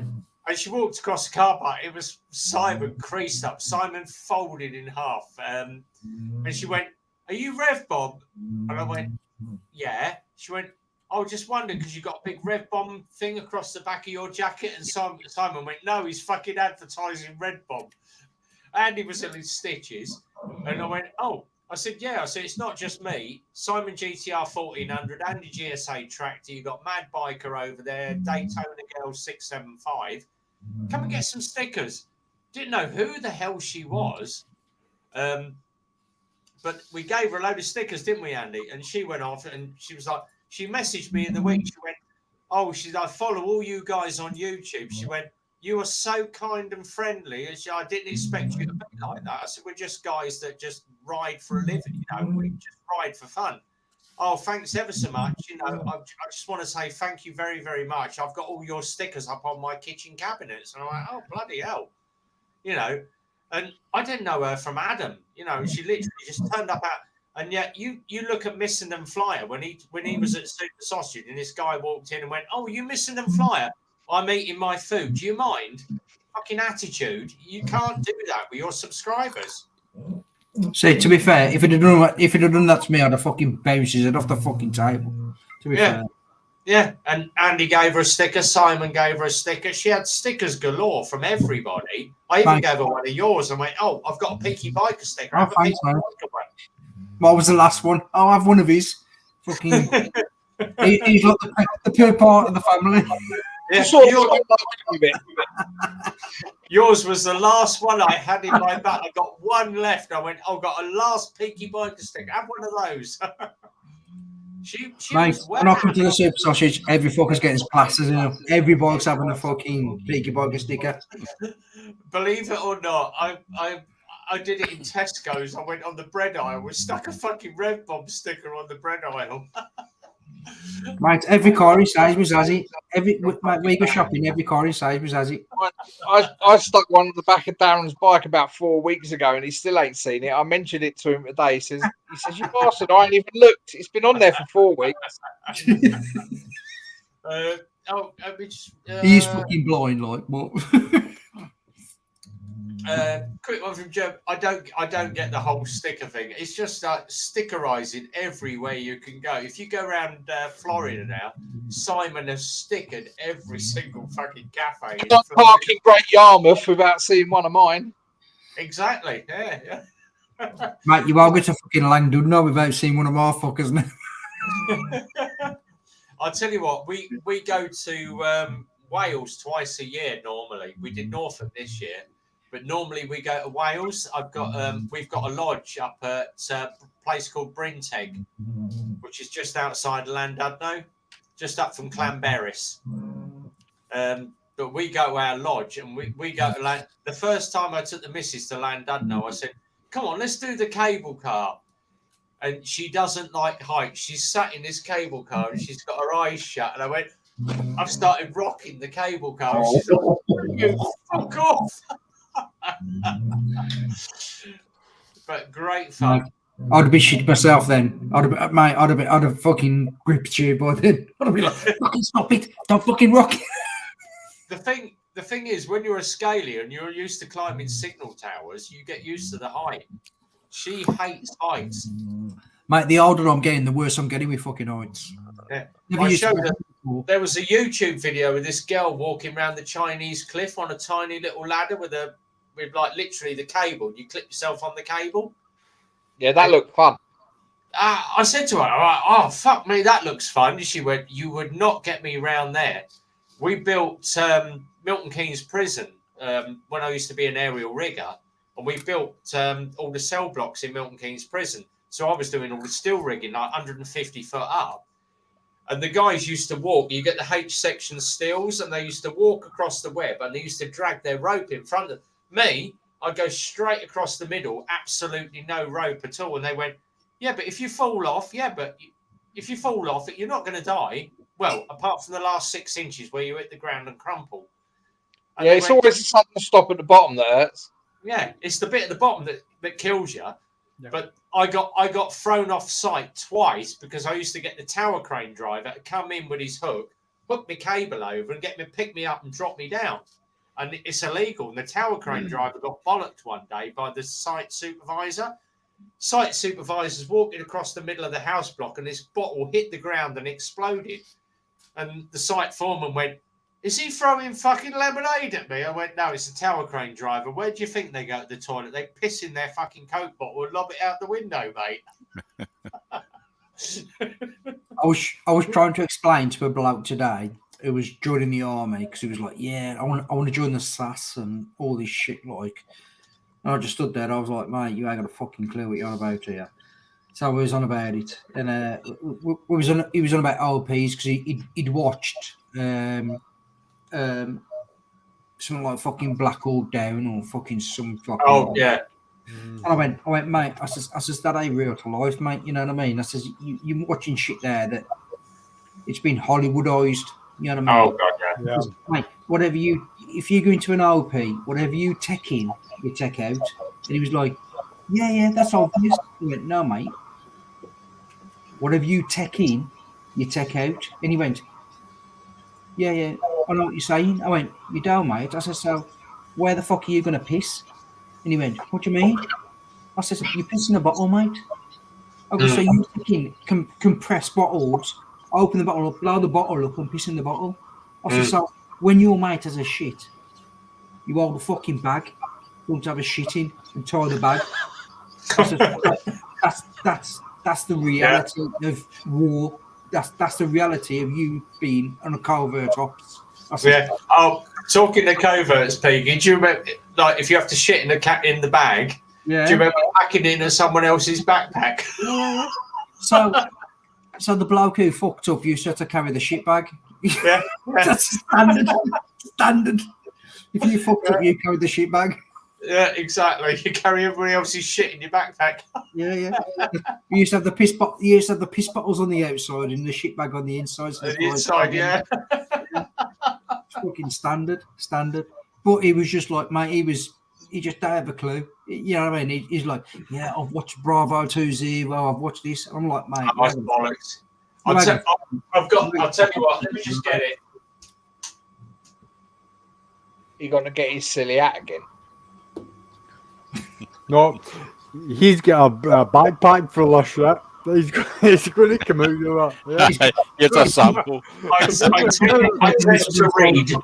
tend to read late at night because I can't get to sleep unless I read. Here we go, Peaky. Chris Ryan, Black Ops. Yeah. Good book. Andy McNabb, Red Notice. Yeah. Red Notice is Very good. good. Yeah. That's pretty real to life. Mark Dawson. Cleaner. Yeah. That's a good book. Yeah. I was going to say My the Cleaner. favourite book, and I have read this back to forward literally 20 to 30 times. Sniper One. Best book ever. If you haven't read this book, sitting above the Tikrit River, and they talk about the Black Range Rover that comes in. They've been hunting this Iraqi. They're called Dickers. The guy that basically signals the mortars where to land, and this guy turns up in this Black Range Rover, sits on top of the roof for about 4 days, and he shits and pisses in a bottle and a bag, and he just literally sits there eating his food, watching, and he catches the Dicker on the last day. But he had a 50 cal, takes the guy's head clean off. That's amazing. But Man. Sniper One, fuck me, what a book and a half to read. My wife said that the best book that she's ever read was 50 Shades of Grey. It's the only book she's ever read that she never had to lick her fingers to turn the pages. I'll tell you what, there's a comedy version going around because the missus said to me, she went, "Oh, that book sounds pretty good." I actually went out and there's a comedy version of it, and it's called 50 Shades of Grey, and it's pictures of 50 sheds painted grey. She went, "What the fuck's this?" And I went, "Yeah, 50 Shades of Grey. That's what you asked for, wasn't it?" I think it was about $6.99, but it's literally a short back book with just pictures of sheds that are painted grey. 50 Shades of Grey. But the guy that thought that up, bloody brilliant. He made such a fortune off the back of the film. just doing a hardback book of pictures of sheds painted Rev. grey. Rev, is Mark going to be on next week, do you reckon? Yeah, hopefully, yeah. Yeah, because when I come up on the 3rd, I need to ask him if you can get the 3rd off. Oh, Jesus Christ. Yeah, Ambush, The War Between... Yeah. Brilliant book. So That's another good. I've got so many of these. next time we're on, mate, I'll ask him if you can have the 3rd off when I'm up. Definitely. This went on a bit later than we've been on 3 bloody hours now. We're still going. Simon, you lost out. Simon, on no easy. Simon, on so no matter. Rev, are you in the garage tomorrow? I'm back in the garage at 6 a.m. in the morning. No way. I've got a fork strip. What's happened? If you've seen, I did a YouTube short of the Lexmoto Titan, 39,000 miles. Yeah. He's popped his fork seals. I can't get Lexmoto fork seals to save my life. There are none available in the country. But we've got a gallon of petrol in a match. Yeah. We've got a customer that basically scrapped his Titan and it's only done 5,000 K. And it's lit the forks on it. So what I'm going to do is literally rob the whole front end off of one Titan and put it on his. Right. Forks, front tyre, new caliper, a lot, and he can have the whole lot for the price of fork seals. It's quicker for me. It's quicker for me to just pull the 2 forks out, bang them back in, change it all over, than it is to sit there, take fork tubes apart, and so I thought, right, I'll do that for him. New panels on it. It's going to look like a new bike. So yeah, good for him. Yeah. So I've just put on that chat. Then I'm I went that post. That's the postcard I'm at tomorrow. Itchingson fucking cafe or fucking something. I've got it. Yeah. So just Do you want me to post it up in the main, or do you want to keep it private? Yeah. No. Post it up in the main. Oh, there we are. There we go. That's where I am tomorrow. I'm going to believe you more about 9 o'clock. So I'll be there about 10:30. So if you're ready for call, you want to pop across, have a chat. Yeah. If you're at the bike show on Sunday, I shall be on the Lexmoto stand round about 11 o'clock ish. What time does the show finish? I think it starts at 10, finishes about 4, 5 o'clock. 4 o'clock is Sunday. Yeah, 4 o'clock on Sunday, but I'll be on Lexmoto from 11. 6 o'clock every other day, about 4 o'clock Sunday. Yeah. I might get there next week. So I am. Yeah, well, I'm there this time. Have a beer. Want to have a beer? Last time I went to an NEC live, it's but the problem is Monday morning I'm up at 3 o'clock. Yeah, you'll be in the back, mate. It stops at 4. Stops at 4. You're going to be home for by fucking 6. You're going to do it by 8. You're going to have fucking... I went to the last show. It was disappointing, and there's no new bikes out that I really want to go and look at. So I don't see the point. It's about looking at bikes, is it, mate? It's coming to have a fucking beer with me. That's exactly why I don't want to go. Oh, I like that, Stu. You just posted it in the I like that new logo.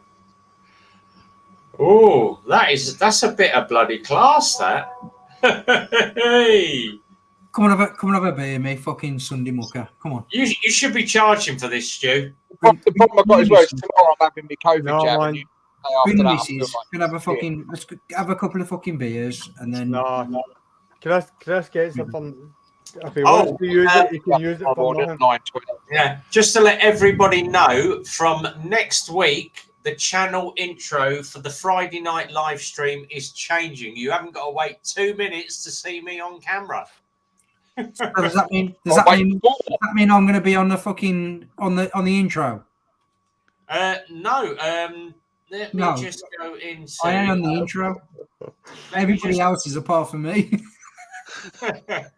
I'm just gonna share this up a minute. Let me just see if I can get this video a roll. YouTube video titles. Right. Let's see if this works. Here we go.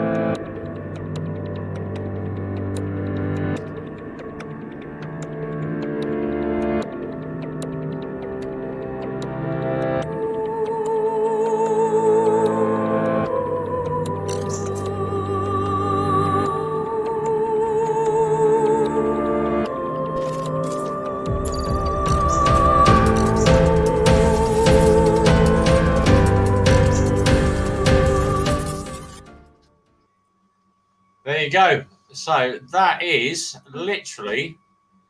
Oh, why can't I get rid of the bloody thing now?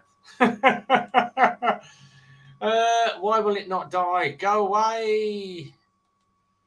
Rev, can I just say, we can all see you ain't done that.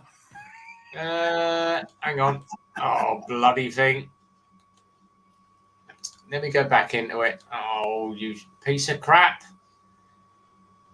It's not sharing the screen. Let me go settings. I'm gonna go wait. Unshare. Unshare. Share screen. Unshare. That was actually the same app that I used to design your new logo, Rev. Right, let me go.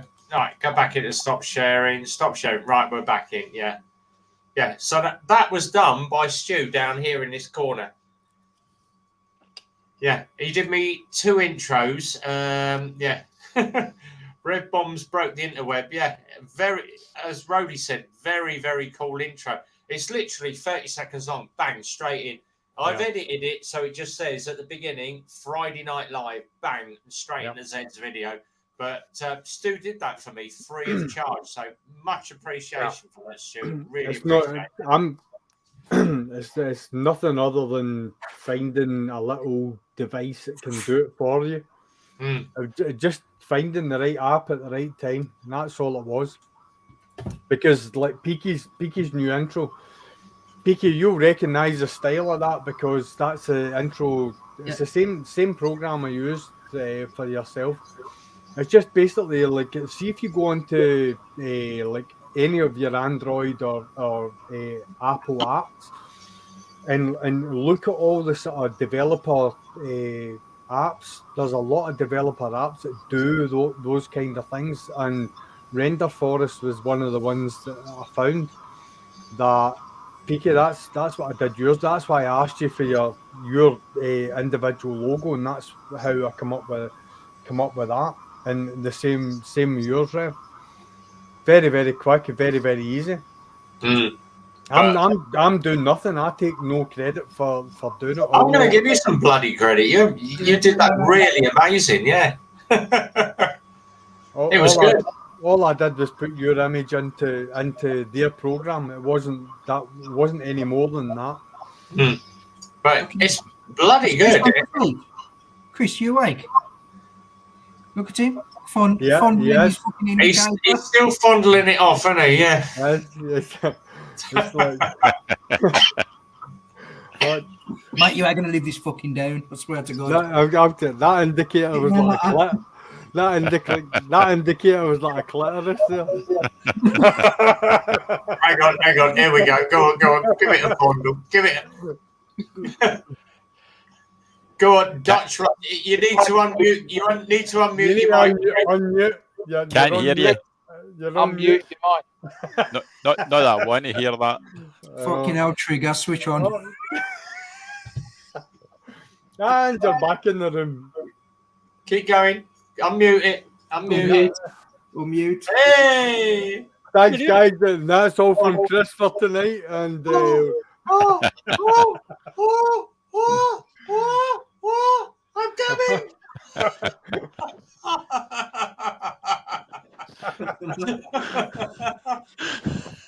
Fucking hell. If Levi did motorbikes, he must be really slim because he ain't got an arse to fit in his jeans. I know.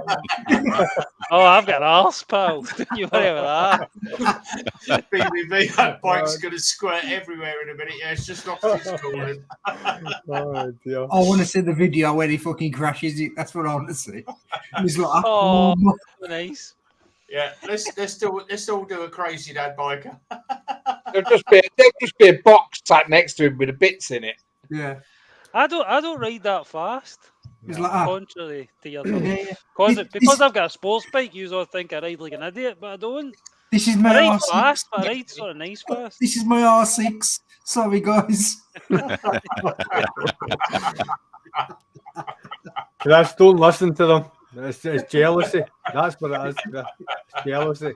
They're all old men. They all sit in sofas with big boxes that hold them up. Do you know what I mean? If they sat in that, the tires would burst. Sorry, boys. Sorry. That was a bit too far. Sorry. I didn't mean that. And when I come, Chris, when I come to Scotland, what we'll do is I'll take my boxes, my all-man boxes off my box. We'll go and have a couple of hours and have a bit of a play. Yeah? Just to let you know, I'm the giver, not the receiver.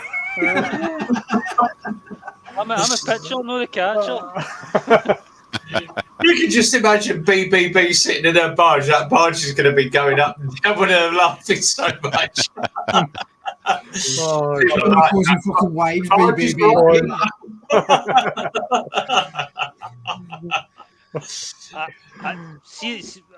I'm saying nothing. If the barge is rocking, don't come knocking. All I'm saying is I wouldn't wish that upon anybody. You can hear that. Boat and biker bow waves. That's all I can say. That's not a bow wave, that's squirting, mate. That's squirting. You said that, I didn't. There we go. Told you, if the boat's rocking, don't come knocking. It's the cowboy hat on the door handle, isn't it? That means you That's don't it, come yeah. Okay, Chris, I just called you all fat at temporary breaks next. Sorry, you don't need to tamper my brakes. I've got ABS. You can't be fucked if I can bleed them. I barely fucking use my brakes, so you can fucking tamper. I didn't understand that. Right, for all you people that are English, subtitles are available. See, Chris, see what I have to bear up with, Chris. Right, see my bike. No, I've told you what I have to bear up with. You need to slow the fuck down, you fucking pair do. Fucking you need to fucking slow down. I can understand them, no problem. That's accurate, man. Fucking. All of a sudden, he fucking pipes up in the corner. Solidarity, bro. Mate, see up here where I come from, right? There's a place called Largs. I don't know if you've heard of it, right? Oh, fucking hell, yeah. It's a bit of kind of biking. It's where all the Mecca. bikers go, right? And I've got nothing against GS riders, right? But I've noticed something, right? See when you see,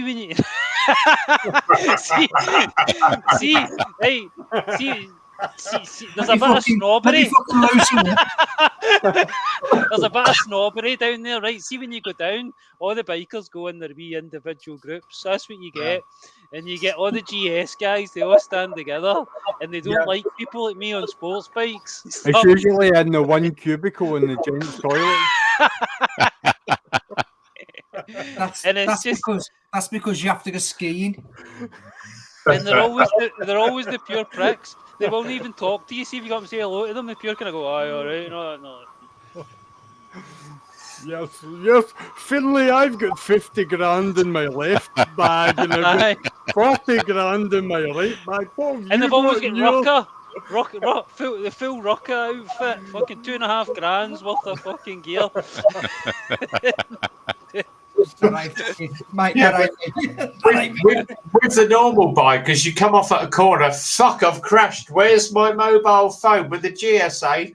SOS button. I mean, Alistair, every time you drop it because it's so heavy and so. Hello, BMW. How can I help you? Hi, Alistair. This is BMW here. We realise you've dropped your bike. Jimmy will be along to help you pick it up in 5 minutes. I'm going to talk from experience now. They answer it. Hello, GSA Assist. How may I help you? Have you fallen off your bike? Can you hear me? That's what they say. The fucking stabiliser fell off. No, I'm ever so sorry. I've just been a bell end and fell off. Can I cancel the call, please? I've just dropped it. Sorry. Oops. My legs are just fucking give way on this fucking 18. I fucking fell off it. Thank God I didn't have it on my bike. Hello, you've dropped your bike. Yeah, I fucking dropped it in the car park at Soup the Sausage, and they've all taken a photo.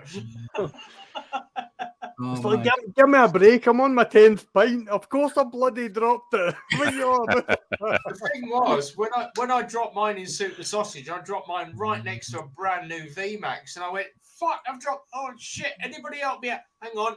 Let's get a photo. Hang on." Right, last time I dropped my bike, they answered it like that. He's like, "Brian, have you dropped your bike?" I was like, "Yeah, just cut me off, love." It's those guys with the clip gear that get me. Yeah. You must be a wank because you keep dropping your bike. I'll I've tell never you heard of what. that Clem gear. We I'll need to did the Google that. memorial, right? I took Andy down to the sports bike shop. That's after with that and, Quim. Michelle went to get some Quim, new gloves. Clem. Fuck me, them Quim. gloves are nice. For 55 quid. Them gloves are bloody nice. Yeah, good summer gloves, those. Mm. Man, I mean, it's pricey. I've probably got about we're all £3 fucking millionaires. We're fucking Andy, aren't we? I'm a civil Maybe servant, and you earn fucking like about 3.5. and you earn like fucking 60 quid a day. I'm fucking skint I am. It's well worth it. I've got 3 pairs of Clem gloves, a Clem induction summer jacket, a Badlands outfit, and another jacket. It's probably about £3.5 in total. But you know what? You can't beat it. Lifetime guarantee. It's brilliant. I love the bearded Clem. That's my favourite. Yeah. They quite often fit the camel's toe, don't they? It cost me more than £3.5, I'll tell you. I feel like I bought it all at once. I've been buying that over the last 8 years, that stuff. Mate, I had to buy a car, a fucking house, 3 kids. Oh, mate, honestly. Cost me thousands. Did you buy your kids? Still paying for me. He's like Madonna. We sat yesterday watching the news. They were going on about. eBay. We sat in here watching the news yesterday, and Mrs. is sitting there, and we're watching the news, and they're banging on about all the price hikes and like everyone's struggling, this, that, and the other. I said, "Yeah, we all feel that." And she goes, "You just spent 230 quid on something to drive a fucking bike." She says, "Don't tell me that." And where is he? Andy ain't fucking pinch because he's like that. What fucking R. Kelly? Into the 360s like that. Joe was just that I walked up Ben Nevis with little trainers. Asking a fucking 12-year-old to fucking give him a lap dance. I had two. 2 12-year-olds. Thanks for that picture, Zed, by the way. That looks really cool. I put it on my channel. Oh, mate, you didn't need to. Holy shit. I've just had an update on that battery on the car. 75.4 thousand views now. Jesus H. Christ, it's going bloody stupid now. Oh, Baz has just posted in the motovlog. That's the pink Stapham, formerly known as the bearded clam. Although most have lost their beard because of evolution or global warming, or something in a magazine for love word. The larger the better. This will also hit large amounts of cash, fast cars, and tequila shots. Some guys keep them. I prefer catch and release. I walked up Ben Nevis with little trainers on. Fucking hell, man. Jesus Christ. I rode to the bottom of it and visited the shop. I looked at it from the road. They always say, what's yellow and blue and full of shit? A Lidl's bag. Has someone got a dog or something that's snoring? Yeah. Is that the wife? That's brilliant, man. My missus used kickboxing English, give fuck out of all of us, honey. I don't know if you can see. I think my one's asleep on the bed. Hang on. I can see the crate. I can't see the dog. Oh, hang on. I've got to get a photo of this. All right. Oh, man. Mate, I got a British bulldog, mate. He's 37 kg. He's a fucking unit. Off heavy. Honestly, mate, he's An mate. absolute legend. It's snored on every live stream I've ever been on. Absolutely He's brilliant. one of them dogs who don't give a fuck. He's like, Great. mate, I'm with Hang on, you. this, Beautiful. look at him. Look, fuck. Oh, bless. He's made a nest on the bed. That's where he sleeps every night. Because people say to us, "Where does your dog sleep?" On the bottom of the bed. You let the dog on your bed. It's his house. Me and the missus. I had a vasectomy reversal 2-3 years ago. We've been trying. Reversal? Yeah, I had a vasectomy years and years ago. But we've been trying for kids for ages. So we bought a dog. We've had him 11 years now. Reb Janky will be more successful than you. Is that why you bought the dog? That's why I bought the dog. He's more successful than me. But he is our kid. He sleeps where he wants to go. If he wants to go on the sofa, he goes on the sofa. If he wants to go on our bed, he goes on our bed. You know. Right, I had the snip because I want no more kids. Fucking fuck that. Fucking 3 girls I've got. That's 4 women in my house. Mate. My daughter had my first grandson 4 weeks ago. Me and him sat and watched the football the other night. Mate, honestly, he was crying his eyes out. I went up to him, I picked him up. I went, "Come on, we're going to watch the football." He's literally a couple of weeks old, mate. We stood down here, had a couple of beers, fucking sat there, mate. Me and him, literally Best buddies, man. The fucking football. I know, best buddies. Listen, the photographs. See, I've got 2. My lad is 24. No, 27. My girl is 24. I've gone on about my I've gone on about my granddad and that. Well, my stepdad was a big biker. His Uncle Harry owned he used to live in the Mews in London. So if you know what the Mews in London is, he had a Mews house in London. Nice set of labs there.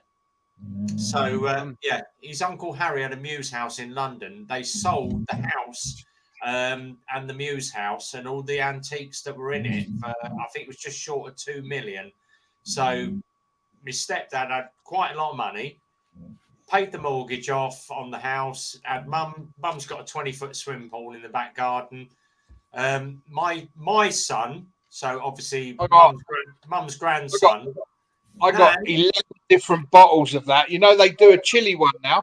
They do a fucking chili rum, dip man's fingers. My God. And a strawberry. I got 11 different flavours of them. Man. So my lad is all into the money. Nan, can I have this? He's never worked since 16. He's never done a day's work in his life. Lives off the government. Council house paid for by the government. Gets his money every week. My mum pays for everything. And I said to her 2 years ago, you need to cut him off. He needs to get off his lazy fat ass and get a job. She cut him off. His answer was to cut my mum off from seeing her grandson. And my daughter is exactly the same. And everyone said to me, I'm going to be quite blatantly open. Are your kids in your will? No, all my money is going to my nephew because my nephew is a grafter. My nephew Sam, he started a YouTube channel doing. I said to him, you need to do this. It's the game Fortnite, and I said to him, do Fortnite videos, put it up. He gets about 70 quid a month off of his YouTube channel doing Fortnite videos. But he's a grafter. He's always done his work. No. So all my money goes. My kids are getting fuck all because they've never worked a day in their life until the day they get off their lazy fat asses and go out and earn themselves a wage. They're not getting fuck all out of me. Yeah. And that is if you want something, my missus said to me, "Oh, we're short of cash this week. What are we going to do about it?" I'll just get extra hours in at the garage. I'll always do extra hours to get the money in. I will never, ever go that low that I will beg or ask someone for some money. And that's just my peak is the same. If you want it's only me. My missus works 2 days a week. That's how my missus works. You know, I'm a civil servant. I work 37 hours a week. That's all I work. My wage, a fucking fantastic wage by no stretch of their fucking imagination. Mm. Or you live to your fucking means. My first priority, well, unfortunately, I'm like fucking fifth or sixth down the fucking line. You know what I mean? So for me, to saving money and doing trips and all the rest of it, I have to proper put money aside from what I'd spend for me to build a pot to do something, if that makes sense. I can't just go, fuck it, I'm going to go here this day, or I'm going to do this day. You know what I mean? I've got to really plan on what I do. What's that saying? It was Ronnie and Reggie, the trappers. but that's what I have to do. If I want to go make a video, I've got to. This might sound really fucking harsh, but I have to pre-plan, you know, a good couple of weeks in advance if I'm going to make 2 or 3 videos. So I'll look at the weather forecast 2 or 3 weeks in advance, so I know, right, that's going to be nice that week, so I can make 3 videos. So I need a full tank of fuel. I need 2 or 3 I tanks. don't take handouts either, but I've started up a GoFundMe, and if anybody wants to, No, fuck you. It's like I say, you know, if you want the money, you want the hours in. I do what 7 till 6 days a week, and on Sunday I ride with the boys. My missus hardly sees me. She earns 3 times what I earn, but she's like, well, you don't need to do all these hours. No, it's just my attitude to life. If you want the money, you've got to go out there and fucking earn it. That's it. You know, yeah. This guy, Andy puts the hours in, but he bloody works hard for what he wants. Exactly. Yeah. I was just looking at the 2 dogs, the Labradors. Like, I don't know that though. That's fantastic. It's like my sister, she's got a Labrador that does magic. It's a Labracadabrador. I always tell people Black Labs' lives matter. Oh, the man's here. Professional monkeys in the building, everybody. Zed, tell the one where you was on. The one with all the fucking Americans and nobody got it. Oh, no.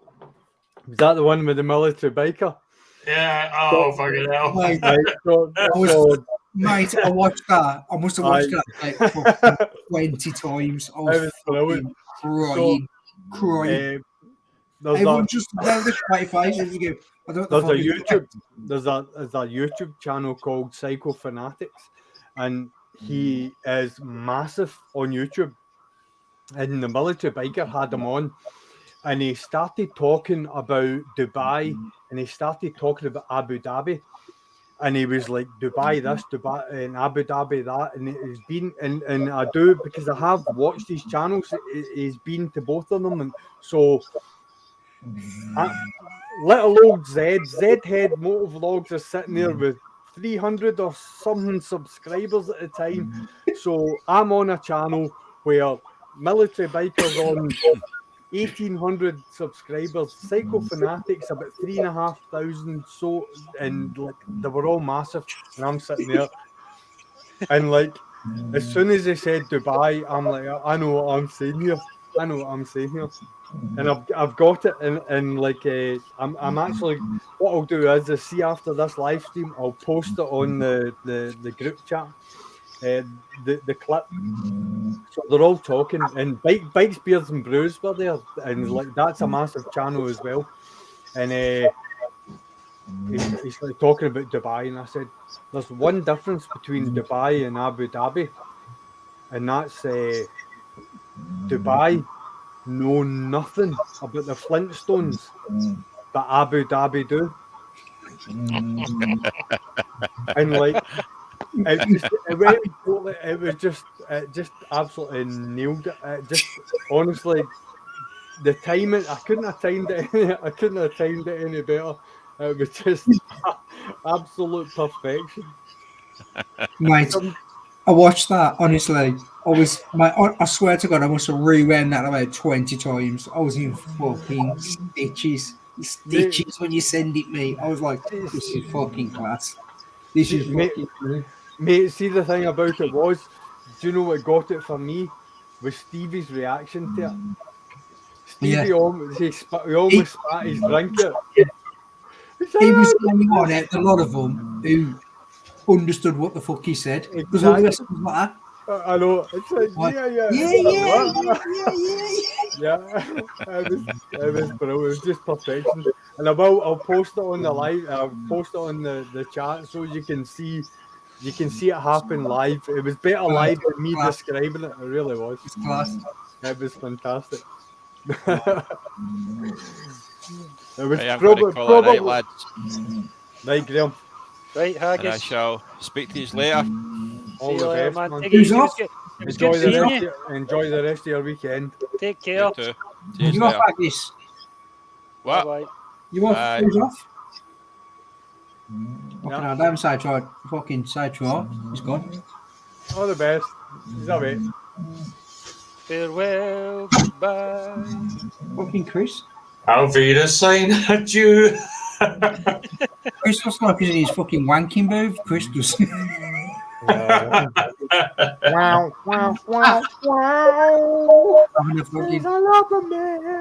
Having a fucking cheeky fucking 6-fingered wank.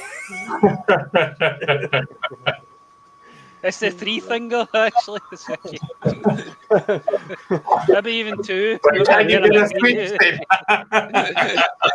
It'll be warming the bike up for a 3-finger It's like, wank. hello, I can get my hand in the muffler. when you crash bikes long enough, you get a finger like that, and that's what that's for. It's not as good as that boy that was on Military Biker. The best order seat champion in the world. I don't know if you heard about this, Zed, because you weren't here last week. But I think it was the week before that, Military Biker done a big live stream, Right? and there was loads of them on it. There was the maximum amount of people. I don't know how many, 9 or something like that. 10. Oh, 10, God, there was 10 people, and they were all, Yeah, they were all we getting were all on steaming. there, Zed. They were all getting steaming. They were putting spirits and beers and all Oh, this. man. Fucking, was it was fuck- crazy. Yeah, And there was a guy came on it, and he was drinking. I seen him drink wine. I seen him drink house wine. I seen him drink beer, and I was drinking. Was there a and Scottish boy on it? V-twin Moto. He was drinking whiskey, and he was drinking bucky as well. And Mate, at the end of the night, he was I've been bouncing on off the walls. I've been on live streams with him. He's played bagpipes. He's done all sorts of Aye, things. that's him. And he's got a finger missing. No, He's I the know. funniest guy. No. He's the funniest guy ever. Listen, mate. See, Said he pulled a Mooney. He turned around, right, and he pulled his No. trousers down, pulled a Mooney, and his balls were dangling down his ankles, man. It was fucking... mate, I was on the live stream because PK, we were on the live stream. Because yes, He was like, we So were. you were, so you were. He was. I'll give you 9 knuckles and reasons. 2 fingers. Every joke Oh. we were told was about 9. Aye, I'll give you 9 reasons why that's no funny. I was up till 3 in the morning watching that, man, and it was brilliant. on It was fucking Thank you. brilliant. On that, it was funny. Oh mate, honestly. I listened to it back on. Aye. I watched it the obviously, next day as It well. was brilliant, man. Mate, I don't even remember. Mate, I don't even remember leaving the fucking stream. I was fucked. I was Mate, honestly, it's like I'll tell you what. I do remember it simply because see Brian, you'll know the video that Stevie plays at the end of his and I always watch it twice because and I kid you not, I watch it twice because that song is absolutely brilliant.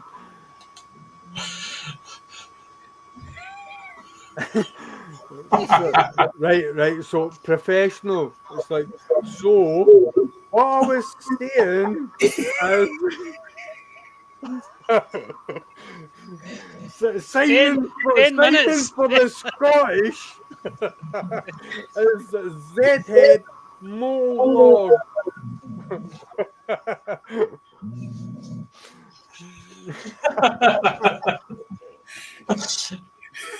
I'd forgot you were on that, Zed. Forgot you were on that one. No, I was, mate. I was. I'll give you 9 reasons why I was on that. It was so funny. It was hilarious, man. Oh man, listen, it was like in the thing about everything. The next thing that he said, it always led to number 9, number 10. we just kept on that number. It was brilliant. But no, honestly, What was it? You says, what was the score in the football today? I'll tell you the best thing that he said. I'll tell you the best thing he said. He went, I've got to take these off. He went, I was the best hide and seek champion in the world. Mate, I was fucking crying. See that? I was crying at that. When he said See the thing about it was, is like I've met him before on Stevie's live streams, and he is exactly the same. You'd never meet him any other way. Such a sorted, down to earth guy. He's obviously, like everyone else, you've been through your life, you've been broken in so many ways, but it makes you just perfect the way you are. Because, like, I always think that we all collide together, and like look at the live stream that we're sitting on just now. They've tried to he's trying to sign for the Scottish here. And yeah, impressed. Zed, see when you go along that day, and you pass your motorbike test, and they hand you that license, you get a license. It's not just the ability to ride a motorbike on the road, mate, that you get. It opens up. It just opens up the world to you, man. It's a totally 100%. It's a massive community. A lot of people don't realise. And see, the thing about it is like there's 5 people sitting here just now, right? And it doesn't matter whether it's a 125, a Lex Moto, a BMW GS, a Yamaha R6, ZZR 1400, doesn't matter what it is. Apart from the GS, fucking mob. I know. Actually, you could be worse. You could get a fucking jigsaw. I can't wait to get a jigsaw. But see, the thing about it is like it doesn't matter what you ride. It's like, see, as long as you throw your leg over a bike, every one of us understands the risk we're taking. We all know we're not daft. We're not silly people. We all know the risks, so we all accept it. And I think that's the band of brothers mentality. That's where it all comes in. We all know. It's like Brian, obviously being in the military, and that's the same scenario. You guys all know if you're joining the military, you know what you're getting yourself into. We know as a biking community exactly what we're getting ourselves into. We accept anything that comes out of that, and I think that's a massive thing. And it makes it opens up a whole world. It opens up a whole world to everybody. And it's fantastic. It's a great community. It's when you first really pass and you start riding down the street and people are giving you the nod, and it just feels amazing. See, the first few times you get the nod. I was going home and telling the missus, "No, I'm getting down the street and bikers are nodding at me." You know? Is that fucking professional monkey on? Is professional monkey on? Tell him to fucking join. It's about someone who's just said, R6, what is that? That's up the back one, mate. Yeah, tell him to join in. Tell professional monkey to fucking join. Yeah, let's get him in. Right, let me bang up the professional monkey, motherfucker. Fucking join on. Come on, come and jump in the live stream, mate. It's 11:45 at night, mate. I'm up again at 5 o'clock, but I don't give a fuck. Get yourself in here, lad. Come on, step on down. Get in. You know what sleep is? Sleep is weakness leaving the body. That's all it is.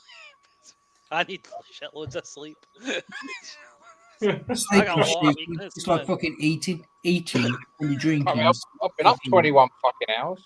I'll get all the sleep out. He's sat in an airport in Abu Dhabi or competition. All right. I've been up fucking 9. I had to get up at 7 this morning to get to work for 8. Fucking. Fuck Oh, me. I only got 14 hours of sleep last night. Quick one. Did you hear my last video that I'm at? I'm 30,000 away from 1 million views. What I'm going to do, everybody that subscribes to the channel, so we've got 3,000 subscribers. We're going to get all the names in the hat. We're going to give everybody a number from 1 to 3,000 on the live stream on the Friday night that we hit 1 million views. I am going to do a number generator. So live on the stream, number generator, pick the number out. You'll see it live on the screen. We're going to get the paper up. We're going to print everybody's name out. We're going to find who that person is. We're going to do jacket, T-shirt, hat, and the mug as well. So the red bomb. Oh, I hope I don't fucking win. You beat me to it. You beat me fucking to it. I was going to say, I'll send you my fucking hoodie. That's a fucking T-shirt. Or I might have some T-shirts printed up. I'm a Red Bomb fan. I don't ride a GS. You get free fingering tutorials from the Ayrshire Vlogster. I know, it's like, no, was it a tongue? With all the naked bikers on it. Up and down from the scrolling on the WhatsApp. That's all I've got. The only thing is, I am That's not. why sending... Andy left. That's why Andy left. It was too much of that. If we do the naked calendar for 2023, I am not sending it to Stu because you know Stu will stick a photo of me and Lockwood up together. Right. You know Can I just say, right? I'm gonna put it out there now on my.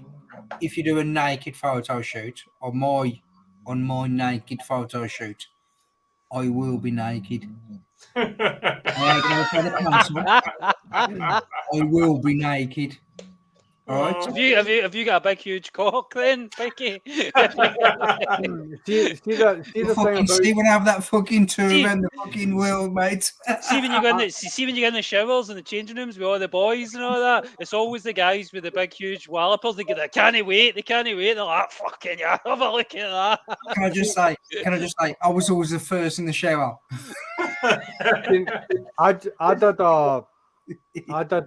it was like a Instagram thing. It was like about two something or other. I can't remember what it was called, and it was all about testicular cancer, and it was a massive campaign that they did, and it was everyone like taking photographs with regards to testicular cancer, and I did a photo shoot where all I had on was my motorbike gloves and my motorbike boots, and that's all I had on. And on their Twitter feed, do you know the comedian Josh Widdicombe? Yeah. My picture was next to his on their Twitter feed, and I'm standing there, and the only thing is a biker glove covering my dignity, and I wear a small biker glove. Triple XL. Fuck off. Honestly, there's about 15-inch fingers on my gloves. No, it wasn't. It was double XS. My Ralph is 4 weeks old. He'd probably fucking cover you. I'm going to have to find that photograph. I'm going to have to find that photograph. But Rev, what I'll say is, I will be naked for my fucking photo shoot. Let me just. I'm going to have to fucking concentrating there, mate. Put your fucking tongue away. What are you doing? I'm just trying to find the photo because doing everything there, mate. Fucking calling us out there. Oh, he's going to do it naked. He's going to do it naked, man. I can't believe it. We did a photo last year. We went on holiday to Norfolk. And I texted the missus was in the farm shop, and I went, "Hurry up! I'm in the sauna." She went, "What do you mean you're in the sauna?" I went, "I'm in the sauna waiting for you." She went, "All right. What do you mean? I'll send you a photo." I accidentally hit the wrong WhatsApp message and sent the photo to her mother. Fuck off, Rev. Fuck Is it your- off. Fucking. I That's your- accidentally sent it to your mate. That's So- your- I said That's it your- to the, That's I your said it to the mother-in-law. Picky, do you Wolfie know? almost died of an heart attack 3 minutes later. Picky, do you notice that? I said for you. Picky, do you notice that ever since the Rev's missus talked about beards, Picky's Rev's grown a beard? Have you noticed that? See? Chris, you're in the beard gang, buddy. You don't need to worry. It's like Rev's trying to catch up. No, it's the neighbour. She was like, "Oh, Yeah, who's that guy with the ginger beard?" I went, "That's Pete." They were watching on their telly next door. Fucking African sunset, say fucking ginger. African sunset. All right. She likes ginger guys with beards. You've got some growth on you, but Zed, you grew that beard in about fucking 3 days, man. I shaved this morning. Yeah, it's because Chris. I see when you were shaved, it just didn't look right. You look look right with the beard. I look like my son. Chris, man, you look like you got a beard from like a fucking 16-year-old. It's like proper wispy. 3 cat hairs. It's like Oh dear. Yeah, it's like 3 strands. Let's have a look. Let's have a look. That's an honest attempt. That's an honest attempt, Chris. Honestly. You better off fucking shaving the cunt off. To be fair. I know. Is it? Fuck, man, that's a man's just... See, to be I'm quite gonna honest, go- I think a strong man would fucking take it off. Yeah, the camera's not doing it any justice. What you see in real life. Fucking a good wind to take that off. I haven't had a shave. the fucking cat licked it off. I just get the prick stick, mate, and stick my pubes to my What? face. What? You ever heard of prick stick? No. A what? Prick stick. Prick Prick stick, stick. yeah. You never heard of prick stick? Prick stick. It's like the schools use it for the. It's like that. It's the thing when you use it to stick stuff to things. The kids can eat it. Rev. The kids. It's Honestly, not toxic. Andy. The kids. Andy. Have you ever heard of prick stick? Yeah. Prick stick. Honestly, it was an 80s thing in England. The prick stick with the kids. All the TV presenters were advertising it. I have to tell my missus about the prick stick. Jimmy Savile says prick stick's the best.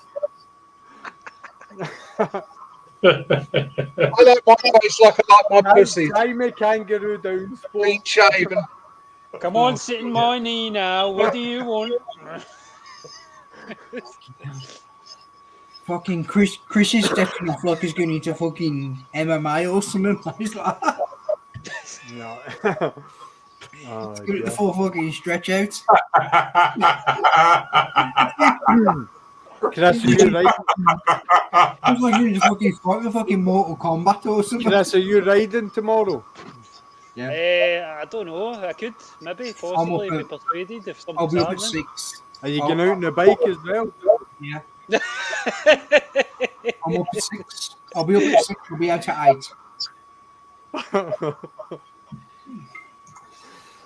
Oh, Jesus. Right. Coming up for 12 o'clock, guys. I'm going to start winding up now. I've got to be up in 5 bloody hours. Right. Rev, that ain't good enough. Rev, Right, wait a wee minute, Rev. You need Can to I listen just to your say something? I've got 4 red stripe and a bottle of beer left, so I might just take this party elsewhere. Yes, a lock-in. We're having a lock-in. Yeah, go on, Stu.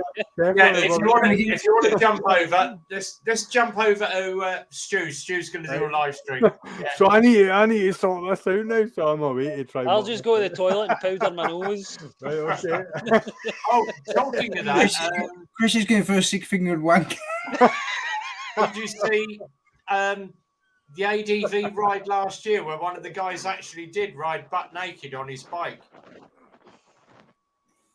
It's I've all done over that before. YouTube. Oh, aye, the Wild Bad Weekender thing. And the guy Yeah, ripped well, the towel yeah, off. he's right with his arse cheeks going across on his bike. Yeah. Right wronging on a GS. Apart from the They're brown, all the same, brown that, stain Mark. in the middle of the seat. Oh, Jesus. Sorry, PK. PK. Right, not in the face, mate. Anywhere, but not in the face. Just not in the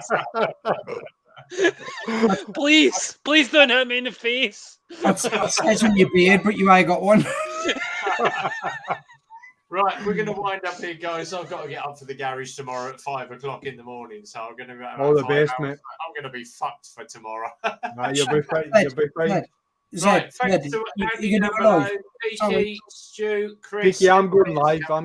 Yeah. Hey, guys. Yeah, Stu's Rev. going live. Go and check his channel out. John, Ali. Good luck with the bikes tomorrow, German Rev. Jobbies, Professional Monkey, everybody that's come in tonight. Thanks for a great live stream tonight. It's been absolutely amazing. If you didn't understand the sign language, over here, Zhead Motor Vlogs, he's on Dead Man's Fingers. Andy GSA Tractor down below. Chris in the corner over there. Whatever you're doing, guys, have yourself a good one. Whatever you're doing, we'll see you at the bike show Sunday. I'm on the Lex Moto stand from about 11 o'clock Tuesday.